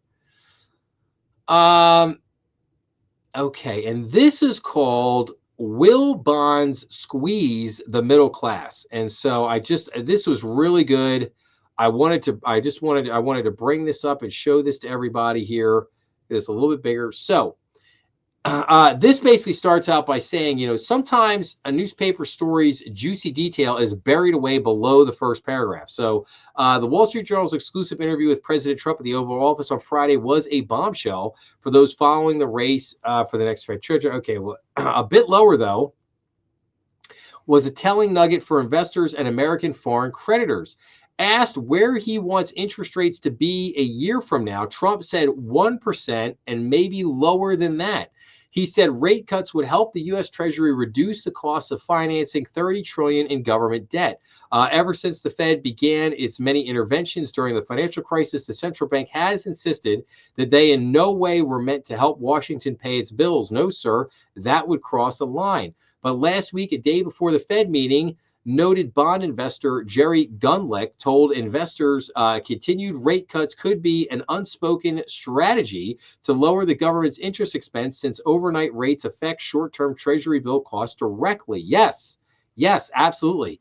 If you're going to start running negative real yields, then people are going to start worrying about the value of the dollar. They're going to start worrying about how committed you really are to managing this debt in a responsible way. Overnight rates anywhere near 1% would indeed be sharply negative. Once inflation is taken into account, Trump says the quiet part out loud didn't help ease jitters. The 10-year Treasury yield jumped to the highest since early September, despite 3 rate cuts since then. Rate cuts usually draw cheers. Political pressure to keep lowering them could be a triple whammy for middle-class Americans, though. Slashing them would eat into income on trillions parked in money market funds and could worsen inflation. Meanwhile, long-term bond owners getting spooked raises the cost of mortgages, corporate debt, and the yields investors use to value companies. The result, a higher cost of living, more expensive housing, and a headwind for stocks. So would Uncle Sam benefit? About 22% of marketable debt is in bills maturity in a year or less, up from 13% a decade ago. Only 17% is in bonds maturing in more than 10 years, plus 7% that are indexed to inflation.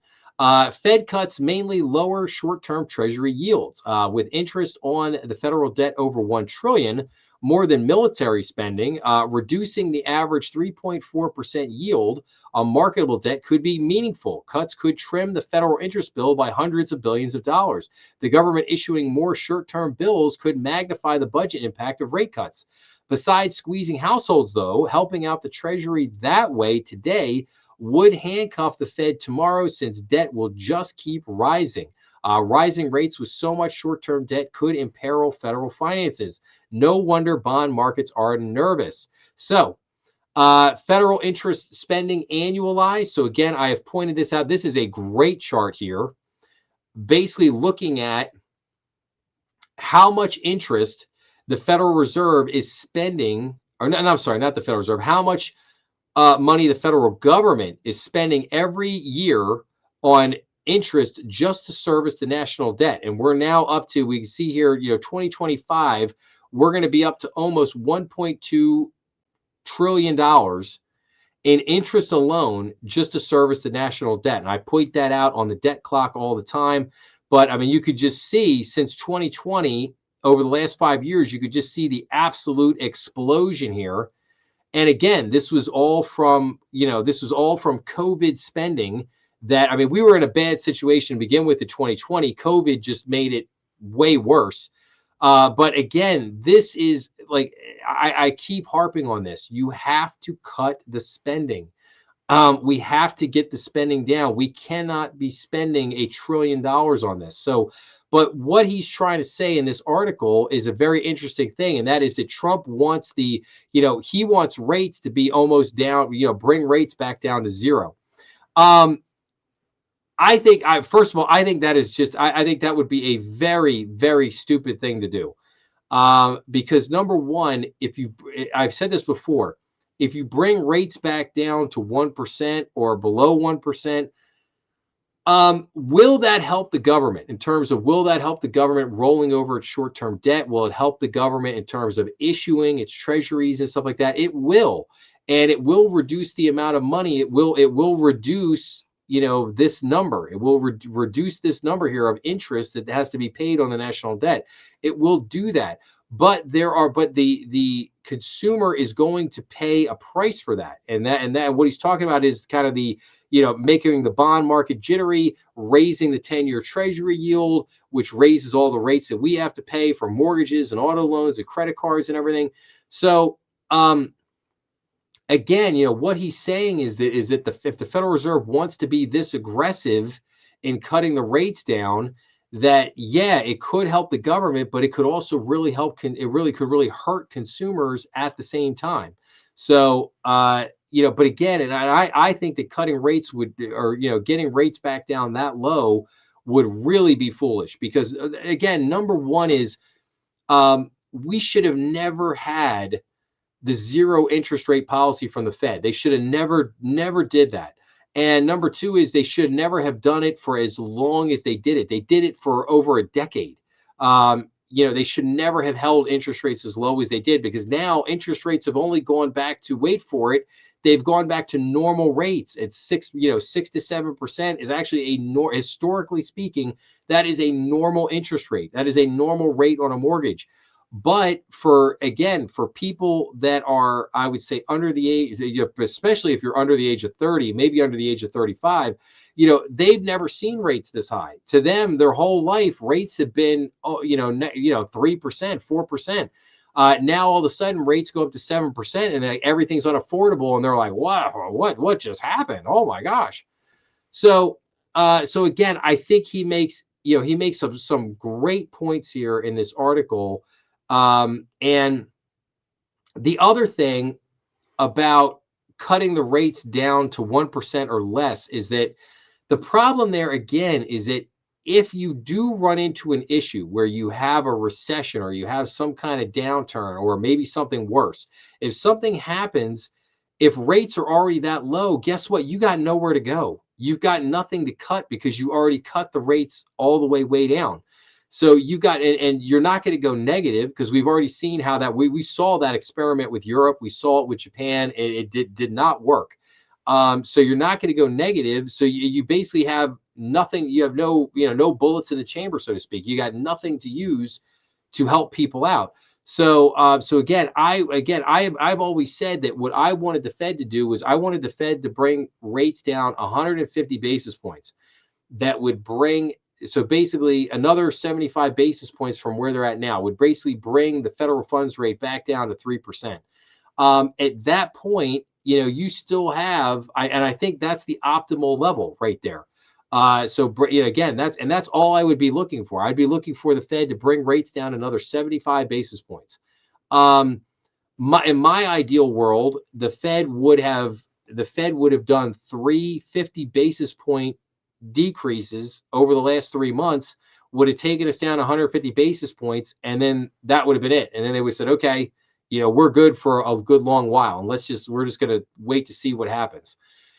That's what I've said they should do. I've said that for most part of the year. And again, I don't think that they should really go lower. I don't think we need to go lower than that to really address the problems that we have, so to speak.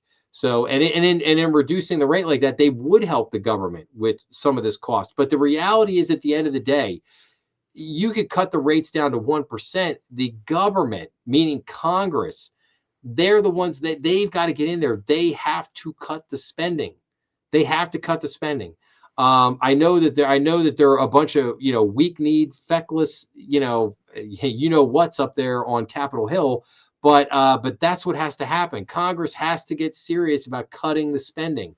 That's the only way you're really going to get this the government, all these government numbers, all these debt numbers under control, is by reducing the spending. You have to reduce the spending. So, all right. That's all I got on that, guys. So let me get out of that for a second. And all right, let me just pop a couple of those things off here. Bear with me for 1 second here as we get back to the articles, guys. All right, and then I'm going to go to, let's bring that up. And then, all right, hang on a second. Let me go back to okay, there we go. All right, here we go. Back to the articles here. All right, so the biz. Getting back to the biz here for a minute. So the biz warns of a rare bubble. So this weekend, global investors are reckoning with a stark warning from the Bank of International Settlements, the BIZ. In its December 2025 quarterly review, the BIZ flagged what it called a rare double bubble forming across both gold and equity markets. According to the report, the combination of gold and share prices soared in unison is a phenomenon not seen in at least half a century. In fact, BIZ economic advisor Hung Song Shin put the risk very clearly. Gold has behaved very differently this year compared to its usual pattern. That's because the central bank sucks. The interesting phenomenon this time has been that gold has become much more like a speculative asset. Maybe. The data also reflects the increased risk in both asset classes. Gold has jumped about 60% in 2025, its strongest annual performance since 1979. At the same time, U.S. equities led by tech and AI-related names have pushed major indices to record highs as investors chase yield, growth, and momentum. Notably, the backdrop for today's conversation is that starting in October 22, both stocks and gold began a parabolic ascent, breaking from their previous growth trend lines. This is not a fundamentally driven move. That is solely speculation. As noted in the BIZ report, for the first time in over 50 years, both gold and equities have shown explosive behavior simultaneously. So, I think, I think this is very interesting that they point this out. However, I would put a big but on this, because I would say I think gold is just reacting to this. Again, we go back to the debt clock, this 38.5 trillion in national debt, the $6.5 trillion on the Federal Reserve's balance sheet. That's what gold is reacting to. You have to keep in mind that gold, a big part of why the central bankers don't like to talk about gold is because it's a reflection of their job performance. You have to think about gold in that term. Gold is what? It's a hedge against the ultimate calamity. That's what it is. And gold, if you think about it in that context, if it's like a grade on how the central bankers are doing. So the higher the price of gold, that means the central bankers are doing a very bad job. That's one way to look at that. So I'm a little dismissive of the argument around, oh, well, gold is just this major bubble or this major problem. Now, the stock market, on the other hand, that's a totally different deal, because I think the stock market is the stock market is what we're going to go into here in just a second, is the AI conversation. So again, it's this is, you got the Magnificent Seven has really gone up and over the last couple of years. You have this massive buildup in the data center. So data center deals hit a record 61 billion in 2025 amid construction frenzy. So we've seen that. And then we go to this eerie parallels between the AI mania and the dot-com bubble. So bulls deny that there's a 1990 style bubble in AI. There are a few striking similarities and some notable differences. So let's go down here. So valuation. So you can see here the dot-com bubble. Where are we at here? And then we get the SPAC over here bubble, and then the AI bubble. So again, looking from a chart perspective, looking pretty similar there. Let's go down here. You got uncertainty. They talk about investment. It hurts when bubbles pop. Like you can see right here. Here's the dot-com bubble. When that March 31st of 2000, dot-com bubble burst. And it plunged down until August of 2021. And and then this is where we're at again right here. So this is, single-minded market, loss-making tiddlers in demand. How much the Russell 2000 beat the S&P 600 by over a year. Again, dot-com bubble right there. AI and the SPAC bubble still a little bit lower than where the dot-com bubble was at. But again, you can't deny the exponential growth in the market, which is being driven here by this whole AI trade right now. And like I said, I believe that the AI is a bubble. I do not doubt that for 1 minute. I think you look at some of these charts here. You look at this chart, dot-com bubble, AI bubble. You look at that chart. You come back to this chart again. The dot-com bubble, and now we're back here. Here's AI. So again.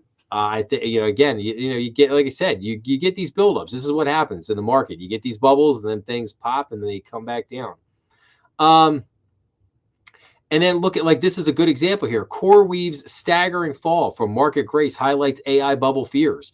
So the data center provider's terrible 6-week slide picked up speed when a famous short seller piled concerns on top of delays. So CoreWeave, the largest of the new breed of companies driving the artificial intelligence boom, has watched 33 billion of value vaporize in 6 weeks. The share price plunge of 46% comes as investors worry about a possible AI bubble, the fallout from a failed merger, and public criticism from high-profile short seller Jim Canos, known for predicting the collapse of Enron. But some of the high-tech companies' biggest problems began with a very low-tech nuisance, unexpectedly turbulent rainstorms in North Texas. So again, some of the issues there in the whole AI race. So, all right, I still, I didn't really recognize the time here, guys. I still got a lot of stuff to go through, but I think a lot of it I can blow through relatively quickly, especially the stuff at the end. Because a lot of stuff at the end is kind of like just banking news. But again, we talked about this a little bit early. Mortgage rates moved a little bit higher after the Fed rate cut, basically going up to 6.38% from 6.33%. So just to note that. Minimum wage is set to rise in 22 states next year. The minimum wage will reach at least $15 per hour in 14 states. So that's really good. I'm trying to see here if it says, looks like I see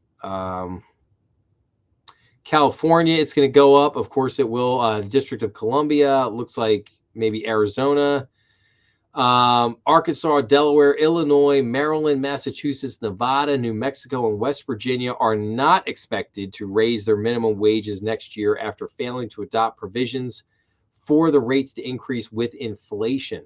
So Interesting stuff there. So just, again, just keep an eye on that. Your state might be seeing a rise in minimum wages. U.S. manufacturing growth extends in December, but momentum slows as orders fall. So manufacturing expanded for a fifth straight month, even as new orders dipped for the first time in a year and cost pressures intensified. The U.S. trade deficit unexpectedly falls to a 5-year low as exports surge. So higher net exports are expected to add to solid fourth quarter gross domestic product growth. Fantastic. Love to see it. President Donald Trump's tariffs helped shrink the U.S. trade deficit to its lowest monthly level in more than 5 years, according to new data released by the Bureau of Economic Analysis. The U.S. goods and services trade deficit narrowed by 10.9% in September to $52.8 billion, the lowest monthly deficit since June of 2020, down from $59.3 billion registered in August. Economists polled by Reuters had forecasted September trade deficit of $63.3 billion. So, and year to date, the trade deficit increased by $112.6 billion or 17.6% as imports and exports rose by 7.7% and 5.2% respectively. But again, good numbers there, heading in the direction that we want to see it. Top U.S. trade negotiator says Washington may exit the USMC next year and make separate deal with Canada. We're already talking to them separately, Jameson Greer said. So top American trade negotiator Jameson Greer said the Trump administration may make separate trade deals with Canada and Mexico instead of renewing the U.S.-Mexico-Canada agreement, the USMCA, next year. Greer said during a December 10th discussion held by the Atlantic Council think tank that his country might make different deals with the two nations because the American trade relationships with Canada is very different than its relationship with Mexico. Yes, we'll have to see what transpires with that.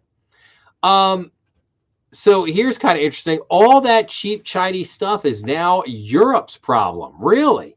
So Trump's tariffs have redirected the flow of low-value packages away from the U.S. into backyard warehouses on the continent, and they're calling this the new Silk Road.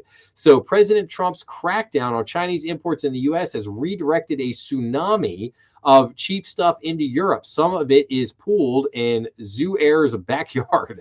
A stay-at-home mom in her 40s who moved from Shanghai to the UK in 2021.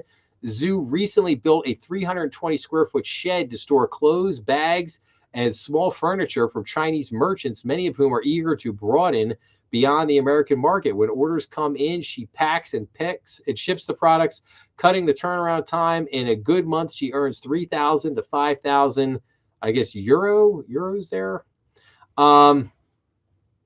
But the redirection of China's export machine is one of the most dramatic examples of how President Trump's trade war has rewired global commerce. China is outfoxing Trump's efforts to isolate Beijing, with shipments to Europe and Southeast Asia more than offsetting the nearly 20% contraction to the U.S. Keep that in mind for a second. We're going to look at another article here in just a minute. That's not going to work out so good for them. We're going to see that in a second. The European Union has this year topped the U.S. as the largest market for China's 100 billion cheap package blitz for the first time. Yeah, that can only go on, but for so long until basically Europe is inundated with the cheap crap and basically says, okay, guys, we've had enough. We can't absorb all this, nor do we want all of this. And to that point, wait, what is this? Why Germany wants a divorce with China. So some German manufacturers think once symbolic partnership has turned into an abusive relationship and they want out. It's like a jaded lover. So in Frankfurt, so for 2 decades, Germany and China were an economic couple made in heaven, both benefiting handsomely from booming global trade. Germany supplied the machines China needed to make consumer goods for the rest of the world. Now China no longer needs Germany. They stole all their intellectual property, reproduce all their machines, and they don't need them no more. And Germany wants a divorce. So for the first time in decades, German businesses and politicians are questioning the unfettered free trade that turned the country into an industrial powerhouse. Its manufacturers want protection from cheaper, faster, and increasingly better Chinese rivals. German Chancellor Friedrich Merz said last month that Berlin would protect domestic steelmakers from Chinese competitors. His government has tightened the ban on Chinese components in mobile data networks, and it has signaled support for buy European clauses for public tenders. Again, so very interesting. So over here, you have China, flooding Europe with all of their cheap crap. And then over here, you got Germany basically saying that, hey, man, this whole relationship with you guys is completely soured. You guys have basically taken complete and total advantage of us. And now we're getting our economy's getting crushed. And we don't want, no more of this. So Germany, it looks like finally woke up to the Chinese deception. And then here's another interesting. So Mexico approves tariffs of up to 50% on China and others. So the new tariffs will take effect next year and apply to countries that don't have a free trade agreement with Mexico. So wait a minute. I was told that only the U.S. were the evil people that were placing, tariffs on other countries because all of these other countries have free trade. But apparently that's not the case. Apparently every other country around the world uses tariffs, and they use actually rather large tariffs, and they use them to protect certain industries. It's shocking. I know this is shocking information here, but I point all this stuff out to everybody for a reason, to look at the hypocrisy of what you hear a lot of times on the news. So okay, now turning to the car front for a minute. So Ford took a $19.5 billion hit and Detroit's biggest EV bust. So the automaker is shifting to hybrid gas and electric vehicles. So the whole EV sales pitch from Ford turned out to be a giant bust. So they are redirecting to that. GM didn't take as much of a hit, but they're still taking a hit from that. And now, Trump wants tiny cars in America. So emerging in the late 1940s, key cars were created to provide low-cost personal transportation during Japan's post-war reconstruction. But the affordability issue has also extended to the car market at a time when the average price of a brand new automobile is almost $50,000. The White House is seeking to offer motorists other affordable options. Japan may have inspired President Donald Trump's latest decision to allow U.S. manufacturers to produce tiny automobiles, also known as key cars. Again, I think that would be a good thing. I mean, there's no question. We need a lot more affordable cars in this country. I mean, I think the average person cannot afford to buy a $50,000 vehicle. They just cannot. And that's only the average cost. Okay. A lot of these vehicles, as people well know, cost $70,000, $80,000, $90,000, $100,000. And again, you could be saying that, like, oh, well, but that's just like luxury brands and stuff. Yeah, but it's also like, I think the average cost of a Ford F-150 is like $78,000. And that's with like no bells and whistles, just a basic standard Ford F-150. So again, there's no question that the cost of vehicles has just gotten out of control. And again, I don't think the tiny car concept here, I don't think this is necessarily a bad idea. If you could sell these cars, it's somewhere between, I would say, if you could sell these for $10,000 to $20,000, at least give people a decent, affordable option. Hey, that's great. Have Honda, have Toyota, have GM and Ford, have them put a simple 4-cylinder engine in these cars. No problem, man. You'll be able to get one of these cars. This thing, you'll be able to put, 200,000 miles on this thing. Just change the oil. You'll be good. Have no doubt about that. All right, let's keep rolling here. A couple more things. Hang with me. Give me like 10 more minutes, guys, and we'll be all done this. Okay. House passes GOP healthcare bill without Obamacare subsidy extension. So some House Republicans push for a short-term extension of Obamacare's enhanced premium tax credits in addition to the market reforms included in the bill. So this has become the healthcare issue has now become a major fight up on Capitol Hill. The House of Representatives on December 17th, they passed a healthcare reform bill amid an intra-party debate on whether to extend the expiring enhanced premium tax credits offered in the Affordable Care Act exchanges. The Lower Healthcare Premiums for All Americans Act aims to lower health insurance premiums of both the Affordable Care Act exchanges and the general market. The Affordable Care Act is former President Barack Obama's healthcare law known as Obamacare. Oh, we know. So the bill passed on a very tight 216 to 211 vote. And then following the vote, Speaker Johnson, he touted the bill's passage as a more significant achievement than extending the temporary subsidies would have been.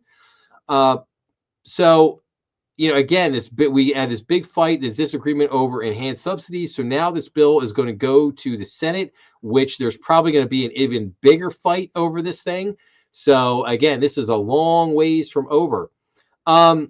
This was some good news here. So Trump unveils deals with 9 pharma companies to reduce drug prices. So the president's most favored national pricing initiative now has 14 of the world's top 17 drug manufacturers in the agreement. So that's good news there.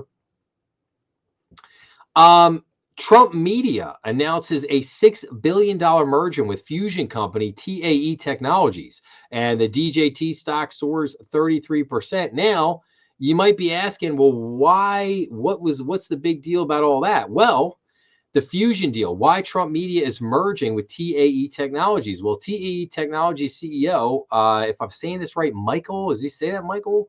Binderbauer says a planned merger with President Donald Trump's media company will help the resultant company commercialize and scale fusion power. Trump Media and Technology Group, which operates the True Social app, will invest up to $200 million in TAE, and TMTG will put in another $100 million after filing with the Securities and Exchange Commission. Scientists have worked on fusion power for decades, but the technology has not been commercialized yet. So yes, this could be massive. The fusion technology that TAE is working on. Again, hard to say exactly whether if or not it will become a big thing, but yeah, this could be very big. So I wanted to mention this. We'll have to keep an eye on this I would say you got to give it a couple years. I would say over the next couple of years, we're going to keep an eye on this, but this, this could be huge. What if they can deliver on what they say they can deliver on with fusion technology? Massive, absolutely massive.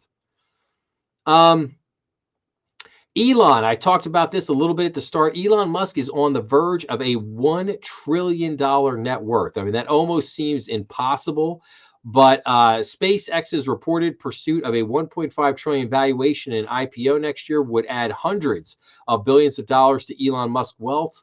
Between his recently approved pay package at Tesla, his existing shares of the auto-robotics company, and his other private companies, Musk's wealth would rival some countries' annual economic output. So, yeah, I mean, just absolutely insane that his net worth is going to that height. So, okay, here. Now, this is interesting. So, Coinbase is joining with Kalshi to enter the surging prediction markets business. So, the crypto firm has sights on becoming an everything exchange, and prediction markets platforms like Kalshi are starting to show up everywhere. So Coinbase is getting into prediction markets in a bid to become a one-stop exchange for Americans' trading needs. The latest sign that the tech platforms offering wagers on real-world events and finding their way into every corner of Wall Street. So the company, they struck this.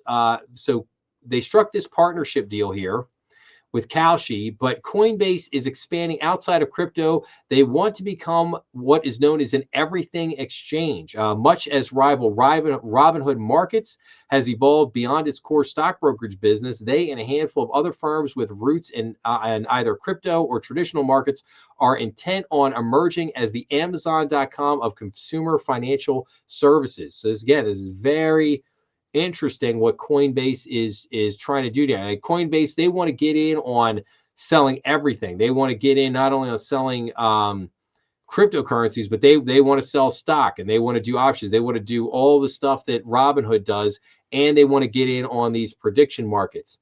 So, and then, Coinbase Global wants to be more than a crypto exchange, much more.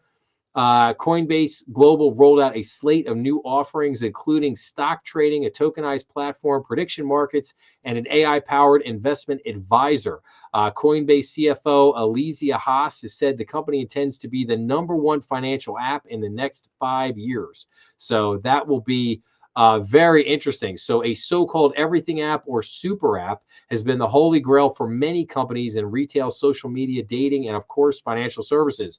Trading platforms, including Robinhood and SoFi, appear to be converging in the same space, rolling out similar services and products such as banking services, credit cards, and events contracts.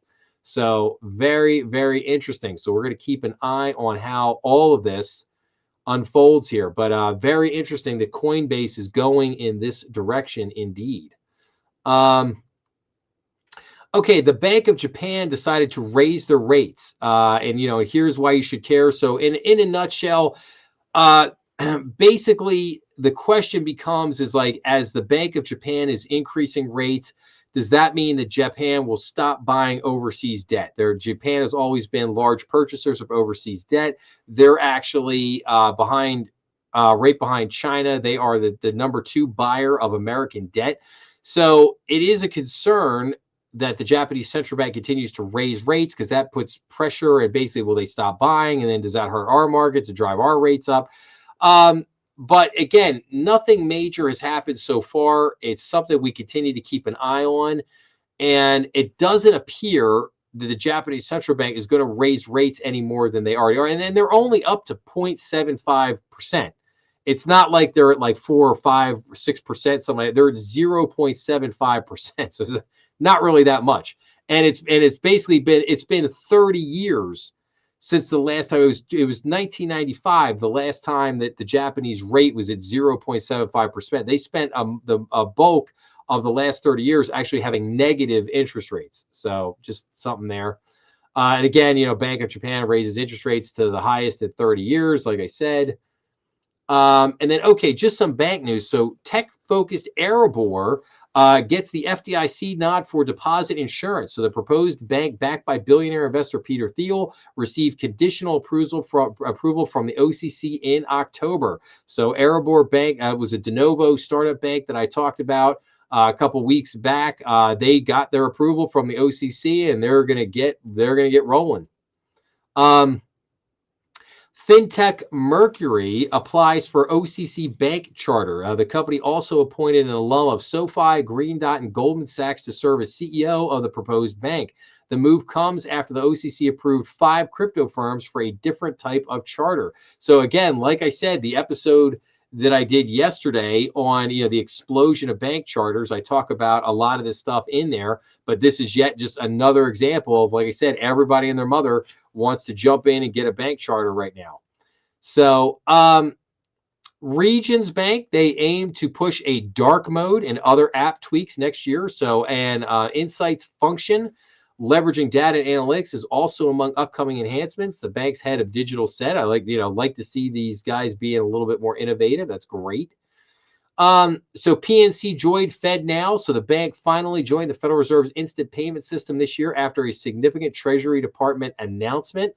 So we'll keep an eye on that. SoFi launches stablecoin infrastructure. So banks and fintechs will be able to white label SoFi stablecoin, and those stablecoins will be interchangeable with SoFi USD. A spokesperson for the company said, just as I reported on about Coinbase, now we're looking at SoFi here as they launch this new stablecoin infrastructure. But what's interesting here is that they're looking to sell this to banks, other banks and fintechs that basically want to be able to sell stablecoin. So they're gonna give them basically what's called a white label product, where SoFi is going to issue the stablecoin, but they're going to make it so the bank could put any bank could put their name on it and then sell it as their stablecoin product. So very interesting stuff there. We'll keep an eye on that. This was a very interesting case, and we're going to see how this plays out over the next few weeks. So Old National accuses Bell Bank of coup d'etat. So 8 former ONB employees resigned in concert before moving to Bell Bank. In a lawsuit Monday, Old National said the coup d'etat was designed to cause a maximum disruption. So I am sure there will be more news on this as this as this new soap opera continues to unfold in the weeks and months ahead. So I'll have more. I'm sure I will have more information on that. So, and then that is just a search. That's not anything. So, okay. Wow. So that's all I got for you guys here tonight. So I'm going to do my standard story of the week and our quote of the week here in just a second. But first, let me get into my wrap up items.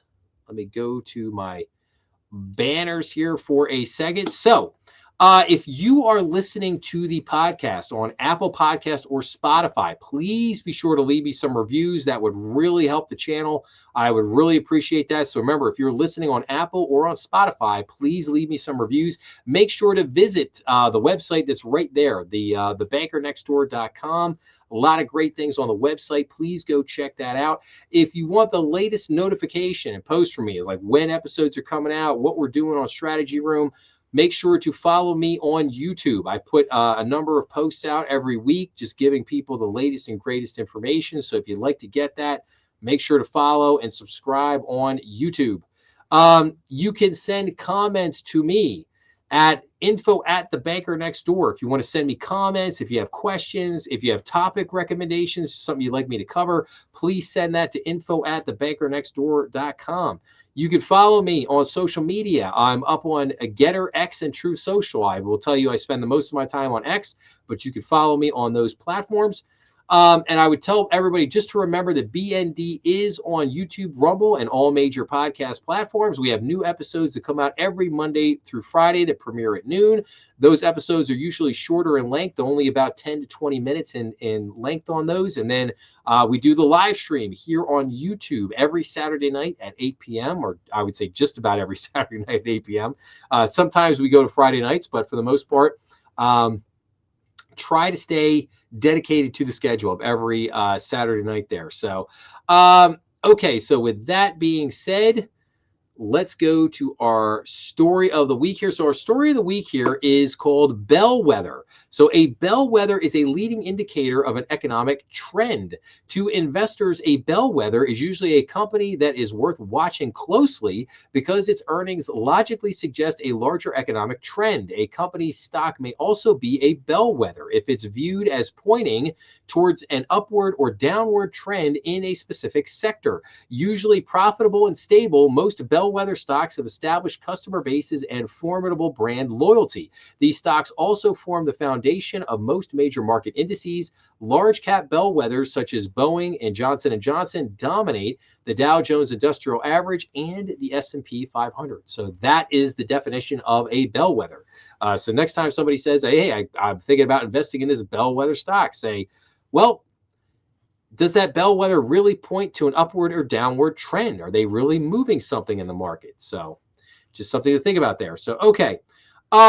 Given that this is Christmas week, I normally do a famous quote, and this is kind of a quote of sorts, but this is actually Washington's prayer from George Washington. I'm hoping people would find this interesting if you've never heard this before. So this is a very, very famous prayer that came from George Washington. I wanted, given that next year is the 250th anniversary of the founding of the United States, I thought that it was very apropos to do this at this Christmas season. So here we go with Washington's prayer. So it goes, Almighty God, we make our earnest prayer that thou wilt keep the United States in thy holy protection, that thou wilt incline the hearts of the citizens to cultivate a spirit of subordination and obedience to government, and entertain a brotherly affection and love for one another and for their fellow citizens of the United States at large. And finally, that thou wilt most graciously be pleased to dispose us all to do justice, to love mercy, and to demean ourselves with that charity, humility, and pacific temper of mind which were the characteristics of the divine author of our blessed religion, without a humble imitation of whose example in these things we can never hope to be a happy nation. Grant our supplication, we beseech thee, through Jesus Christ our Lord. Amen. And that is a great prayer from George Washington. It does take a little study because it is a very deep prayer. It really is. When he talks about in there the charity, the humility, the pacific temper, and mind of which we were characteristics of the divine author of our blessed religion. So without humble imitation of whose example in these things we can never hope to be a happy nation. So again, very, very deep thoughts there in that prayer, but that is an absolute great prayer there from President Washington.